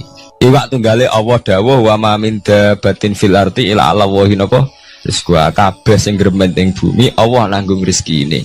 Cara Allah mulai ambekan ya rezeki sampean ngirup oksigen ya iku akal-akalane sampean bang rezeki dhuwit sehingga ketika kira di dhuwit terus janggal jare wa ma min dabatin fil ardi illa ala rizqu apa aku ra di dhuwit ra di beras. Nah iku jenenge maknani Quran menurut karepe dhewe. Nah semaring rusak tatanan bolak-balik terus nuruti karepe niki jurungaken sanget nggih. Jadi ada masalah-masalah agama sing tahu-tahu kita punya pengertian menurut karepe dhewe. Ngene ku wau, misale wonten dawuh wa ma min dabatin fil ardi ila ala wahiris kuha asal jenenge dabah. Pokoke makhluk urip mesti dijatah rezeki masing-masing. Rezeki itu cara Allah mulai ambekan udara kesehatan sampean gak diantem tsunami gak diantem gempa niku rezeki. Tapi manusa di bayangan dhewe rezeki ya duwe beras kathah. Nak panen kathah. Tapi manusa iku pengetahuane manusa mulane jare pangeran wa kanal insanu zaluman jahula. Manusa ujung-ujunge iku ya zalim ya bento. Jadi jahulan ora jahil itu maknane bento. Nak jahulan banget bentone. Lah kok mboten bento sepundi? Ketika sampean nganggep rezeki ku artine duwe akeh, pangeran ngelingno, duwe akeh kowe setruk yo ora iso nikmati. Ya sumpah. Nggih mboten. Ketika kowe bayangno rezeki ku beras akeh apa-apa akeh. Terus kowe kecelakaan utawa duwe penyakit-penyakit apa ya sumpah. Sebab itu Allah ngendikan masalah rezeki itu masalah potensi kecelakaan. Makanya Allah ngendikan teng surat Isra iku manusa eling-elingno nganggo teori potensi. Afa amintum ayakhsifamikum janibal barri. Wong ngelingno kowe kok ning bumi ngrasa aman, iso wae ujug-ujug ana tsunami. Iso wae ujug-ujug ana gempa. Misalnya kayak saiki selamat, iso wae kapan-kapan ra selamat. Sampai tenggene surat Isra itu diulang-ulang. Afa amintum ayakhsifabikum janibal barri aw yursila alaikum qasfam min khasifam di bulan bal ini. Kowe kok ngrasa aman ning bumi, iso wae setiap saat kowe kena angin liung, kayak angin Belitung. Ujug-ujug kena macam-macam, kena tsunami, kena gempa. Lah teori ini yang sing dadekno manusa iku syukur. Sakjane kita umpama anut Quran iku uripku yo gampang syukur tapi yo ora gampang kebablas. Manusa ora ngoten to nggih, numpak pesawat sawangane rawan kecelakaan. Nak tengok-tengok ning omah sawangane akeh slamet. Lah wong Aceh pas ning omah kabeh kena tsunami sedina 100.000 ludes. Nggih betul. Tapi manusa kedikte jahule bentone wae. Sawangane kecelakaan numpak pesawat. Numpak adam air sawangane kecelakaan. Nak ora wis sawangane selamat. Lah wong Aceh ning omah kabeh kena tsunami entek. Yang Jogja ning omah kabeh kena gempa 5.000 bablas. Iku jenenge jahula. Menurut saya akeh betone. Begitu juga menyangkut hal-hal yang lain. Mulai Allah ngelingno. Ya tuh galerian sederenge era tsunami Aceh, sampean bayangno wong kerem ning laut, nggih mboten.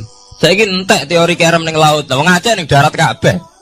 Mati nek kerem manusia bento. Yang saking bentone nyongkone jenenge kerem ngenteni ning laut. Pangeran ngelingno jare sapa? Tsunami ya, kerem tapi ning darat nggih mboten. Jadi pangeran ngelingno bolak-balik. Kalau nate ngaji teng Jogja ngoten. Manusa ku bento, saking bentone iku nak ngomong ya karepe dhewe. Mulane ketika Allah nurono inna wa la yastahi ayyadriba masalam ma ba'udutan. Allah iku gak isin nak sekedar nyontokno barang-barang cilik kaya nyamuk. Tapi manusa saking bentone ngoten, ambek macan wedi. Usahane diterkam macan mesti mati nih. Ambek buadak wedi. Usahane diterkam badak ku akeh mati. Padahal setikan, rata-rata wong mati mbek kuman, barang sing cilik. Nggih mboten. Kabeh ahli medis, ahli ngerti nek wong jarang. Wong sing mati diterkam macan menawa lain Nabi Adam sampai kiamat kena diitung, nggih mboten. Tapi nak mati mbek kuman. Rak barang cilik. Nggih mboten. Tapi manusa wedine rak mbek barang-barang gedhe. Ana macan do mlayu. Jare sapa saiki wong mati kok pitik flu burung ngono.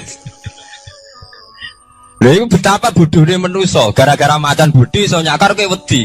Tapi nyatane macan mboten mateni. Sing mateni malah penyakit saka pitik trimo flu burung. Lha iku betapa daluman jauh lah. Dadi manusa iku ngomong-ngomong kira-kliru. Mok sawangane tok. Blunder-blunder. Mulane pangeran nak nyipati manusa wis dolim bento. Maka al insanu zaluman apa? Jauh lah wis dolim napa? Bento.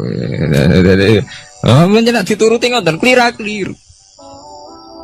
Jadi ngomong-ngomong boleh klira-kliru. Paham ya? Iku sakniki kok sampean ketambahan ilmu anyar sesuatu itu ana sing kaitane napa fira'il aini mok sawangan.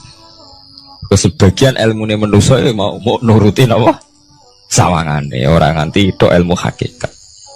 Sebab itu cara ilmu-ilmu tasawuf terus ilmu dibagi telu, wonten syariat, wonten tarekat napa, wonten hakikat. Mergo nek umpama nuruti syariat tok, wong ku mok sawangane tok.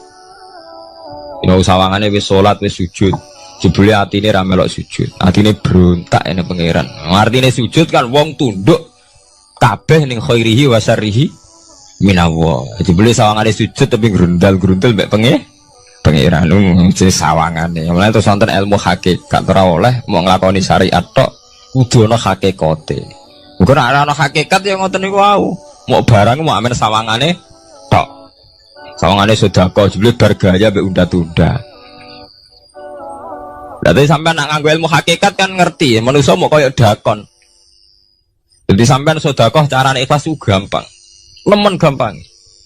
Cara sampean nganggo ilmu hakikat ikhlas itu sesuatu yang sangat mudah. Malah kowe ora ikhlas itu sing janggal. Lho nggih kula sering ditangkliti, Gus ikhlas kok angel. Lho cara aku malah gampang ikhlas timbang ra ikhlas gampang ikhlas. Kowe anggere ikhlas angel berarti ilmu untuk syariat tok. Nah ilmu mesti hakikat, mesti ikhlas. Mboten mungkin ra ikhlas, mesti ikhlas. Misalnya ngeten. Kula niku gadah dhuwit 10.000. Nggih, cek dhuwit, cek ilmu, cek derajat. Gadah dhuwit 10.000. Sampean kalau menurut pandangan syariat karena dhuwit itu hasil dagangannya jenengan, ya wae jenengan. Oleh tiang disekakno jenengan wae jenengan. Gara-gara sampean ngrasa waem lho, nak dikekno wong ya abot. Nak sampean sedekah ya ngrasa iso ngundat ngundat. Lah awale sampean melihat itu secara ilmu hakikat, dhuwit iki wae Allah. Wae Allah ya wae Allah, ora wekku, titipan. Dikekno wong ya wae Allah dolanan mau ning nggonku, saiki ning nggone ndekne kan selesai kan. Mulane jare hikam kula nu tak kenang jan hikam. Cara hikam wong ra ikhlas iku bentuk-bentune wong.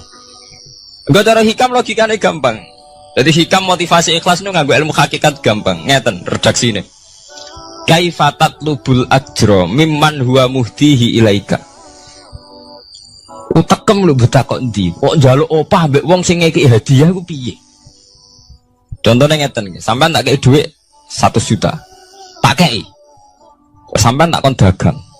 Bareng tak kon dagang sukses badi. Bareng badi yo opahne ning aku. Kan lucu to nggih, wong sing ngekeki hadiah kok malah dijaluki opah. Jare hikam wong Islam iku iman, iso salat sebab taufike Allah. Iso haji sebab taufike Allah. Kita iso ibadah sebab taufike Allah. Bareng-bareng awang ngekeki taufik kok dijaluki opah. Lho wak nuntut opah ambek wong sing ngekeki. Lha iku lucu ta ora lucu? Masuk akal tak masuk akal. Jadi sajane gampang supaya kowe salat ikhlas yakin ya Allah salat kula sebab kersane jenengan. Nggih pun tapi yo opah wis isin to dikek hadiah salat pira-pira to. Sing mareke nuntut mergo GR ujub. Wah aku iso salat. Nek iso salat berak swarga lho ujub. Dadi bolak-balik kenapa kita ikhlas susah? Mergo awale ilmu mbok kawal ilmu syariat. Nek cara ke awale cara melihat ilmu hakikat, ikhlas ku gampang. Iya betul. Lha mboten kuwi ya tenan. Lha gampang kudu ikhlas jenengan mbek ilmune kula. Sampeyan rasakno sih. Dadi ikhlas kudu dimulai kok ilmu hakikat sih. Iku gampang. Kayak kula misalnya mulang, ya Allah jenengan negdir kula ngalim, negdir kula saged mulang. Berarti jenengan maringi kula saged ibadah. Selesai kan? Ten nuruti syariat. Wah, guru sak huruf jadi 1000 dinar. Terus gampang gremeng kan kula. Ngaji gak dihormati, nyangoni sithik ora karu-karuan. Gara-gara pertama madang sing nganggo syariat, aku mulang. Berarti berhak untuk alfun apa? Dinar. Wong jare ala-ala jare mulang sak huruf ditarik pinten? 1000 dinar. Paham ya? Tapi nak pertama nganggo ilmu hakikat, aku mulang ditakdir pengiran, ditakdir di kesempatan ibadah. Ampun kok nganti nuntut, terus aku kepikiran jenenge nuntut, jenenge ngundat-ngundat pun mboten apa? Kepikiran.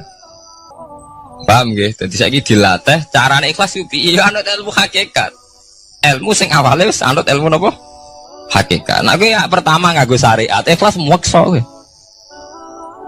Mesti bukti to, sampean ngrasa di dhuwit, ngrasa nglakoni salat, ngrasa mulang, tak ulang tenanan. Jebule rapati ngurmati aku. Yo tersinggung to. Lho nak tersinggung tiyang ikhlas mboten menyangkut ngoten. Ora pantes Quran diulang kok kowe terlambat, Quran diulang kok kowe guyon. Mergo piye standar Quran diulang kudu idza dzikrullah wajilat qulubuhum wa idza tuliyat alaihim ayatu zadadhum. Kan benten to nggih mboten menyangkut pribadi tersinggung mboten, tapi supaya Quran itu bener-bener zadadhum napa? Iman. Anak tersinggung syariat ono, gak ngregani wong sepuh. Nak sing kiai jare gak ngregani kiai, kok bareng murid tuwa gak ngregani wong tuwa. Malah nyiksa ati to. Pertuntang. Tuh. Nah, sampeyan nganggo ilmu hakikat selesai. Ora kepikiran blas. Mulane cara sing aran hikam, sing aran ikhlas iku gampang. Sing mari angel kowe iku nganggo ilmu syariat. Sehingga kowe ngerasa ujub. Iku mau, dhuwit iki wekku. Ngalim ilmuku. Ngono masjid iki tanpa aku ora dadi masjid. Sehingga gak dadi imam gremeng tenan. Lah awale nganggo ilmu hakikat. Ya Allah, jenengan Rahman tenan. Negdir kula saged ngamal dadi pengurus takmir. Negdir kula saged dadi panitia takmir. Nggak misalnya sing dadi imam wong liya, kula alhamdulillah Gusti sak ning masjid rame, cik imame kula cik mboten penting. Butuh kula niku ramene masjid. Kulon pengurus takmir maksudnya ngerameni apa? Ya, takmir zaman akhir ngerameni masalah. Jadi masjid tetap gak rame, masalahnya apa? Rame kan maksudnya takmir masjid itu ngerameni masjid tuh, bukan ngerameni masalah apa? Masjid. Paham ya? Berarti fi ra'yil aini ing dalam pandangannya berikut. Bainahuma barzakun. Bainahuma iku tetep ing dalam antarane bahro ini. Bainahuma iku tetep ing dalam antarane bahro ini barzakhun utawi pembatas. Hajizun. Mau mun kula terangaken. Dadi hakikate antarane air tawar mbek air laut itu ada hajiz, ada faktor karakter masing-masing nggak saling terganggu. Fabi ayyi ala rabbikuma mongko kelawan dine pira-pira rahmate pangeran loro ira tu kadibani gorono sira loro. Yakhruju minhumal lu'lu'u wal marjan. Yukhraju bil bina lil maf'ul. Jadi sebagian qira'ane diwaos yukhraju minhuma. Bil bina lil maf'ul wal fa'il lan fa'il berarti diwaca yakhruju minhumal lu'lu'u wal marjan. Kadang diwaca yukhraju. Ai min masmu'ihima tegese saking kumpulane bahro ini. Aso diki kang beneri bi ahadima kalan sejine bahro ini wa wa te wahid wa al milhu iku segoro asin. Apa sing metu al-lu'lu'u wal marjan? Al-lu'lu'u apa mutiara? Wal marjanu lan perhiasan. Khirzun ahmar au sigharul lu'lu'. Wis wae gampangnya nama-nama mutiara. Fabi ayyi ala rabbikuma tukadziban. Nah, ini cobalah jadi etika kita, muhasabah kita. Jadi muhasabah itu cara berpikir kita set, kita pikir ulang. Ternyata semangatnya seorang nabi itu wastaghfir lidzambika walil mu'minun. Semangatnya itu memintakan ampun. Orang ahli tafsir tahu semua kalau nabi itu tidak mungkin dosa. Jadi itu khitabun nabi wa urida bihi ummatu, itu khitab nabi, tapi yang dimaksud itu umatnya, karena nabi tidak akan mengalami dzambun, tidak akan mengalami dosa. Sekarang enggak, kadang-kadang kita ini kalau orang lain salah itu semangat. Kalau di perusahaan ada teman salah, apalagi miran salah itu seneng. Barokahnya salah bisa ganti kan gitu. Mungkin di dunia tokoh juga gitu, barokahnya ada tokoh salah, kita yang jadi populer sendiri. Tidak boleh seperti itu. Kita harus salimus sodri di jami'il muslimin. Jadi ini harus dilatih. Saya tadi matur sama Habib Ahmad, latihan kita jadi hidup. Nabi itu kalau resep jadi wali itu kata Nabi gampang. Kata Nabi, kalau kamu ingin disenangin Allah, ya sudah. Kalau kamu asbahta wa amseta gini-gini, perasaan kamu, kata Nabi, jangan punya perasaan ghil sama orang muslimin. Itu sudah wadzalika min sunnati. Makanya Nabi ngendikan la yablughni ahadun an ahadin sayan. Ada yang baca la yuballighni ahadun an ahadin sayan. Seseorang jangan melaporkan ke saya tentang salahnya yang lain. Fa inni akhruju ilaikum wa ana salimus sadri. Karena saya ingin ketemu sampean semua dalam keadaan salimus sadri, tidak punya perasaan apa-apa.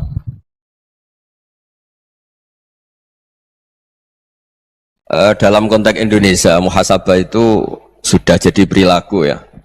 Karena dulu orang tua saya, guru-guru saya kalau ngandani itu, bayangkan kalau kamu jadi dia ya.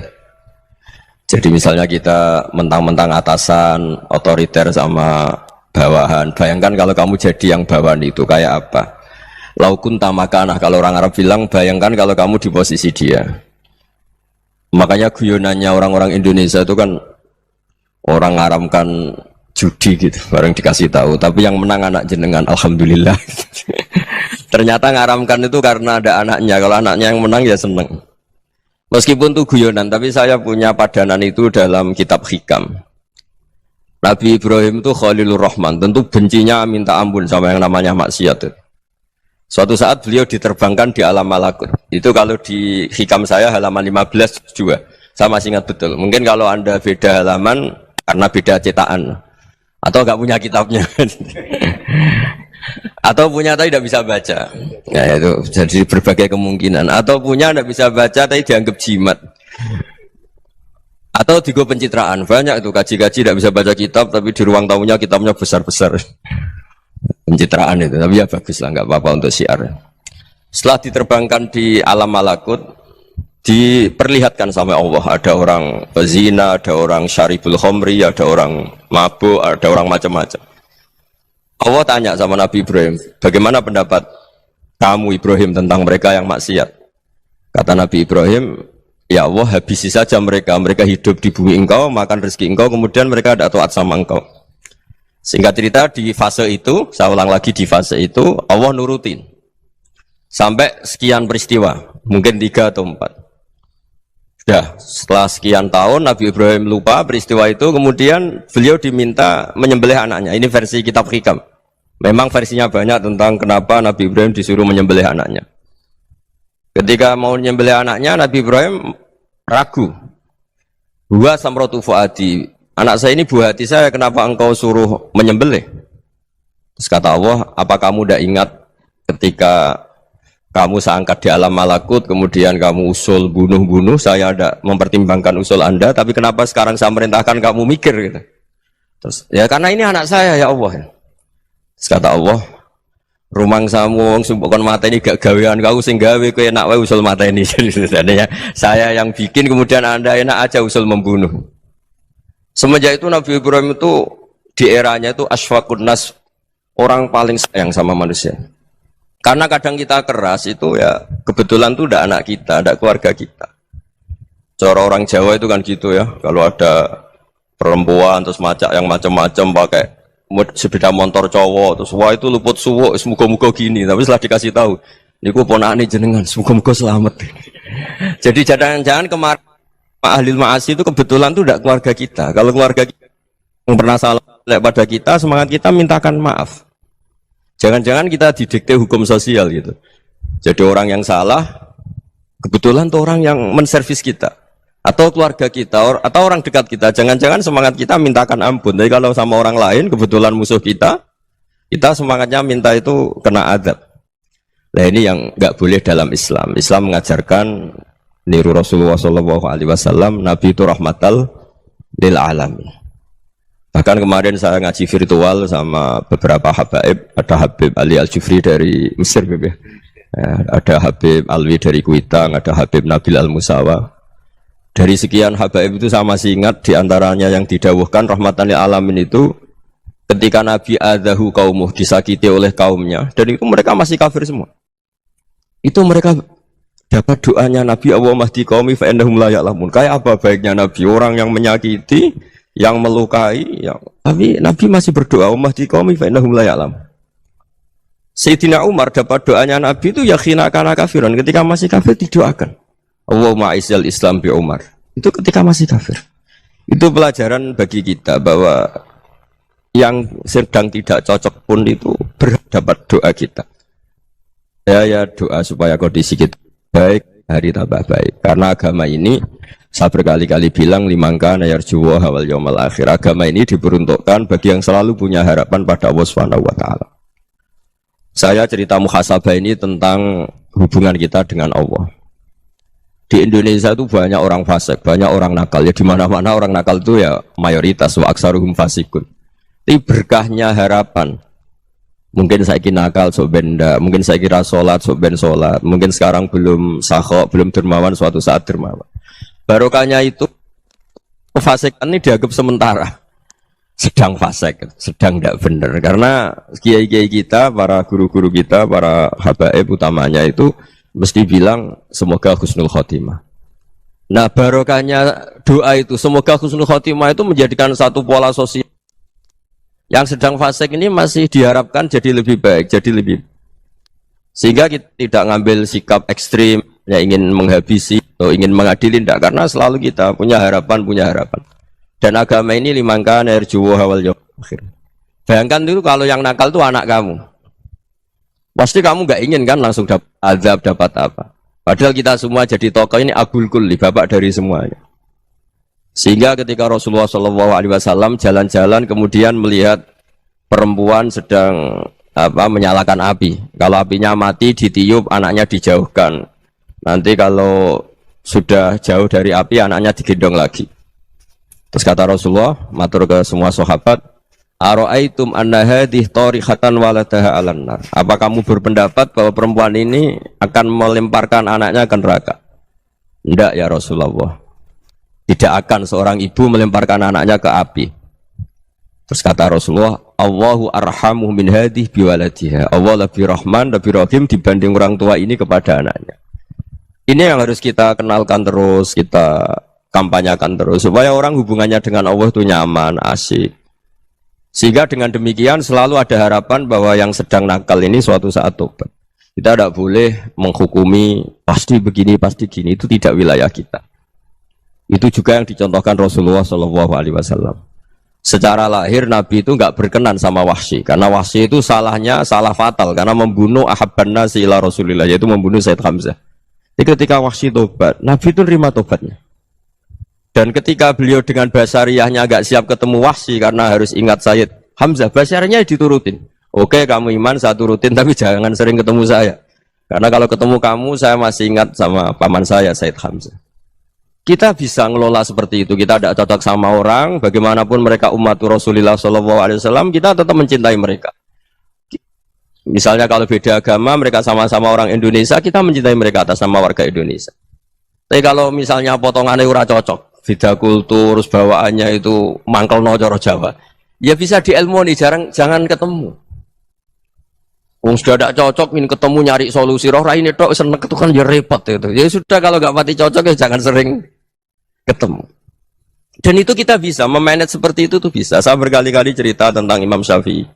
Kalau dikasih tahu ya Imam Abu Abdillah, panggilannya Imam Syafi'i, tetangga Anda ini ternyata banyak yang nggak senang Anda. Jawabnya beliau senang. Ya bagus kalau nggak senang saya, ndak utang saya katanya. Jadi gara-gara sampean seneng aku ngatur aku ini kan. Nah, mungkin sampean rasa seneng kan ya enak. Jadi hidup itu dianggap happy. Kalau seneng ya teman silaturahim, kalau nggak seneng ya nggak bakal utang gitu. Baru kayak seneng itu nggak ganggu. Gitu. Jadi dulu itu orang bisa ngelola seneng ndak seneng itu bisa. Karena ada kearifan hubungan dengan Allah Subhanahu wa Ta'ala. Hidupnya selesai karena masyghul bi dzikrillah. Mereka sibuk dengan Allah. Makanya kata ulama-ulama tasawuf, kamu jangan melihat manusia perilakunya, tapi kamu juga harus ingat yang gerakkan semua itu Allah Subhanahu wa Ta'ala. Dengan demikian kita farah, kita senang. Makanya Nabi kalau ngutus Anas bin Malik kemudian enggak kesampaian yang diinginkan karena Anas main, ketika garwa-garwani Nabi agak tersinggung, Nabi andaikan Allah menghendaki yang saya inginkan kesampaian, pasti itu kesampaian. Jadi dianggap kegagalan Anas gak manggil yang dituju Nabi itu ya kersane Allah, ya enteng saja. Sayyidina Ali lebih parah lagi yang dialamin. Itu dalam beliau kalau dipanggil tuh gak cepet-cepet ke sana. Ketika ditanya, kenapa kamu tak panggil gak cepet ke saya? Amin tuh ukubatak. Karena aku tahu kau orang baik. Orang baik itu pemaaf. Jadi makanya orang-orang soleh dulu itu bodoni itu. Makanya sekarang kalau ada orang bodoni itu mesti beda orang soleh. Kalau orang-orang soleh itu kakean husnudzon akhirnya sering dibodonin. Abdul bin Umar itu masyhur itu. Kalau ada budaknya sering sholat, sergap sholat itu dimerdekakan. Akhirnya nggak sholat pun pura-pura sholat. Akhirnya juga dimerdekakan. Ketika ditanya, kenapa engkau merdekakan? Padahal mereka sholatnya menipu engkau, kata pembisik-pembisik itu. Man khoda'ana lillah in khoda'na lah. Dia nipu atas nama Allah, berarti saat tertipu juga atas nama Allah. Gak masalah dong, semuanya demi Allah Subhanahu wa Ta'ala. Jadi ketika kita ketemu mensifati Allah Ta'ala itu ghafir, Allah pemaaf. Jangan kamu gak fair untuk diri kamu nyifati Allah ghafir, pada orang lain Allah kamu sifati syadidul iqab. Jadi Allah kamu atur, kayak MC tadi ngatur saya. Jadi Allah itu apa? Kalau pada saya ghafir, kalau pada musuh saya sadidul iqam. Itu tidak fair. Kalau Anda punya harapan kepada Allah karena Allah Rahman Rahim, Allah ghafir, sebenarnya Allah pada musuh kita ya bisa saja Allah ghafir, bisa saja Allah Rahman Rahim. Sehingga kita melihat orang lain yang kita tidak cocok itu ya enteng saja. Itu min ummati Rasulillah sing tanaluhu syafa'atu, tanaluhu sa'atu rahmati, tanaluhu fair. Jangan dengan kita kayak mesti dapat rahmat. Jangan orang lain kayak Allah pasti syadidul iqab, itu tidak boleh. Sehingga ketika ada orang Badui, singkat cerita orang Badui ini kencing di masjid, semua sahabat membentak dia. Yang enggak bentak hanya Nabi tok. Saking mangkelnya orang ini karena semua sahabat bentak kecuali Nabi. Setelah dibenarin Nabi, terus Nabi nyuruh sabbu ali dhanuban min ma'in. Setelah disucikan masjid itu, dia berdoa keras sekali. Allahumma arhamni wa Muhammadan wa la tarham ma'ana ahadan. Ya Allah yang berhak dapat rahmatmu hanya saya dan Nabi Muhammad, yang lainnya jangan. Karena yang lainnya tuh jengkelin, gitu aja saya salah dimarah-marahin gitu. Jadi kalau kamu doa terbatas ya kayak orang Bedui ini, kayak orang Arabi. Apa kata Nabi? Laqad tahajjarta wasi'an. Allah yang rahmatnya luas menjadi kamu sempitkan. Karena kamu mau atur Allah hanya rahman pada Indonesian Power, pada NU, pada kita, yang orang lain nggak perlu dapat. Itu kan kasihan Islam, karena Islam terus nggak dimiliki semua orang.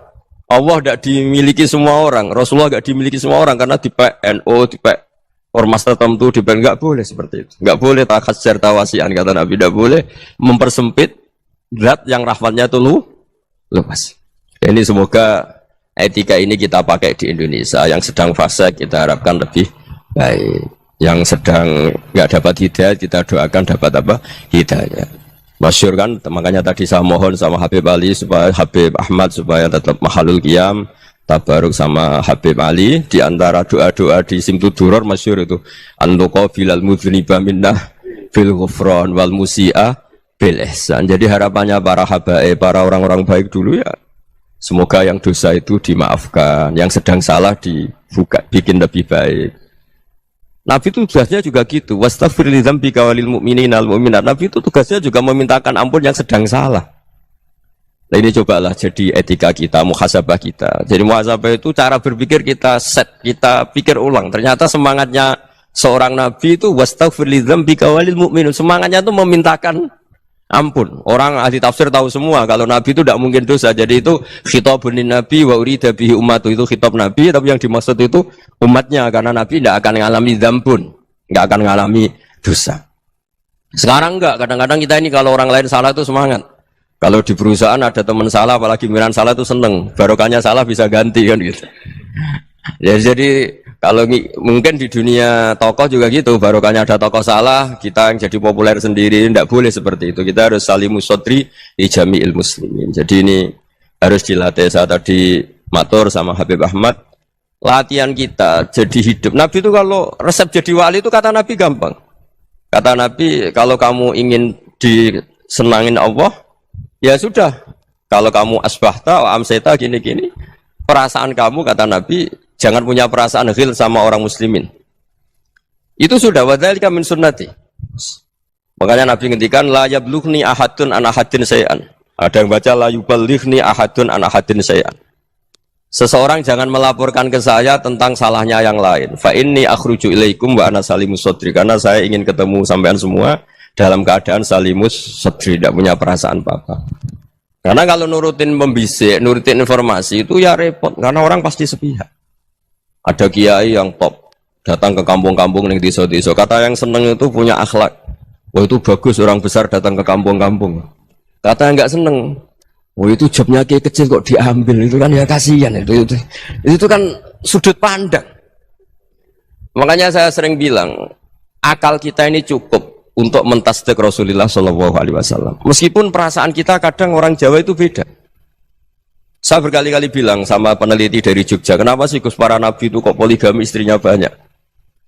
Nabi Dawud katanya itu berapa? Nabi Sulaiman malah jumlahnya agak terbatasin. Nabi Muhammad itu paling sedikit. Saya tanya gini, perempuan itu orang lemah, jadi kalau nolong orang satu gimana baik? Kalau nolong orang dua ya lebih baik, ya sudah kira-kira seperti itu. Paling tidak akal kita masih tahu kalau orang baik itu kan mesti baik. Nolong orang satu baik, nolong orang dua ya lebih baik, nolong orang tiga lebih baik. Tapi kalau kamu orang nggak baik, satu saja kamu terlantarin, kamu miskinkan, kamu ya tinggal diukur kan. Kalau orang baik nambah baik, tapi kalau orang buruk nambah buruk. Nah itu akal. Akal kita bisa menganalisis kenapa sih nikah itu ada yang poligami, ada yang enggak. Sudah ukur saja diri kamu. Misalnya kayak saya elek keriting, rabi terus, memperbanyak wong elek, orang perilaku netok raine dadi elek kabeh gitu. Tapi nak kowe ku ganteng, alim, ganteng, sugih, anake ganteng-ganteng, berhubung kowe saleh ahli swarga kabeh, mertua yo bangga karena karir kamu meyakinkan. Ini mertua kamu aja gak bangga mau nambah. Ipar gak bangga, mertua gak bangga, desa kamu yang kamu wayai juga gak. Beda dengan Nabi ketika nikah Juwairiyah itu gak ada pernikahan sebarokah Nabi dengan Juwairiyah itu. Azharu Rasulillah, di situ habis perang banyak tawanan, gara-gara jadi besanya Nabi langsung dibebaskan semua karena Azharu Rasulillah. Sekarang besanya Kanjeng Nabi. Dulu Abu Sufyan mangkelnya bukan main sama Nabi, gara-gara putrinya dinikah terus langsung jadi. Kalau kamu kan enggak, nikah satu, nikah lagi, satu kampung musuh kamu. Karena istri pertama ya cemburu, yang kedua agak bangga. Wah itu selesai itu, dunia wal akhirah. Maksud saya, nganalisis Islam itu harus pakai akal.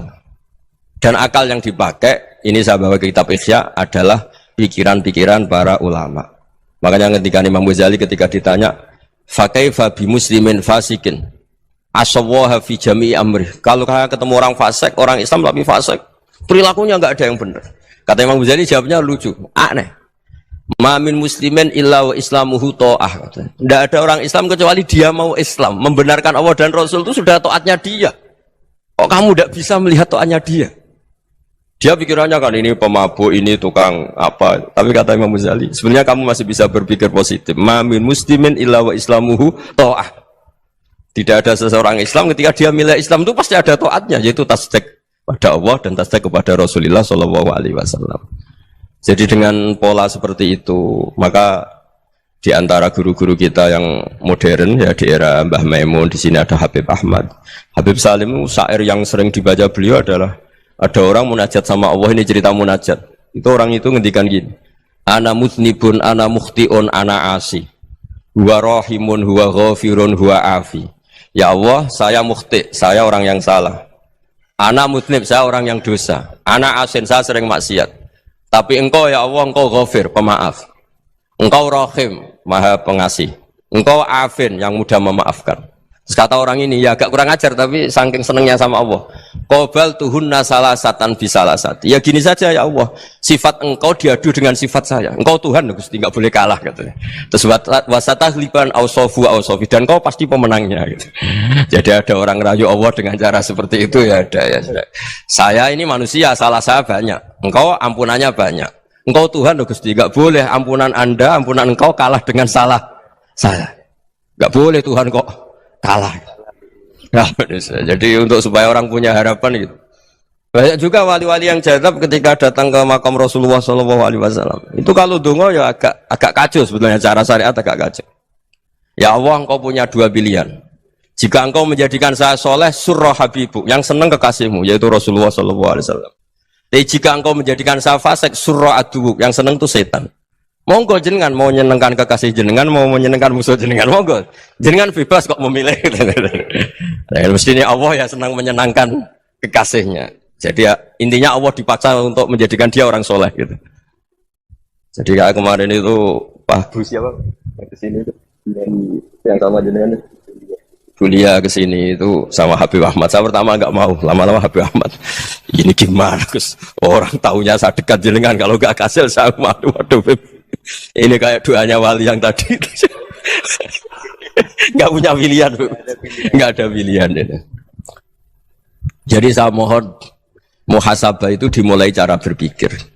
Makanya di sini sebetulnya tag ini supaya dapat barokahnya Ihya. Ini kitab yang disenangi para habaib, para ulama. Sebetulnya tag di muhasabah itu redaksinya gini ya, yang lengkap. Hasibu anfusakum qabla an tuhasabu, wazinuha qabla an tuzanu, wa tahayya'u lil ardil akbar. Jadi ada kata wazinu, jadi ukur. Perilaku Anda ini diukur, ditakar. Misalnya kita sebagai suami kan ya punya hal-hal yang kita tidak ideal. Cara wong Jawa mesti pesek. Cara rezeki ya pas-pasan itu. Dan kita juga kalau, makanya nggak boleh tanya istri begini, apa saya cinta pertama Anda, pasti Anda kecewa. Orang jadi istri hanya korban terakhir gitu. Sudah. Karena orang kalau ngelamar kemana-mana gak jadi, yang jadi istri itu pasti korban terakhir gitu. Jarang istri pilihan pertama, jarang. Ayo semua yang nikah. Rata-rata itu pilihan Anda pertama Pak, dari sekian ditolak di mana-mana terus. Ya perempuan terakhir. Kamu juga korban terakhir gitu. Itu wali-wali dulu kalau ngandani kita itu sederhana. Antal, ini masyhur diceritakan Habib Zain bin Sumit dalam kitab Al-Manhajus Sawi.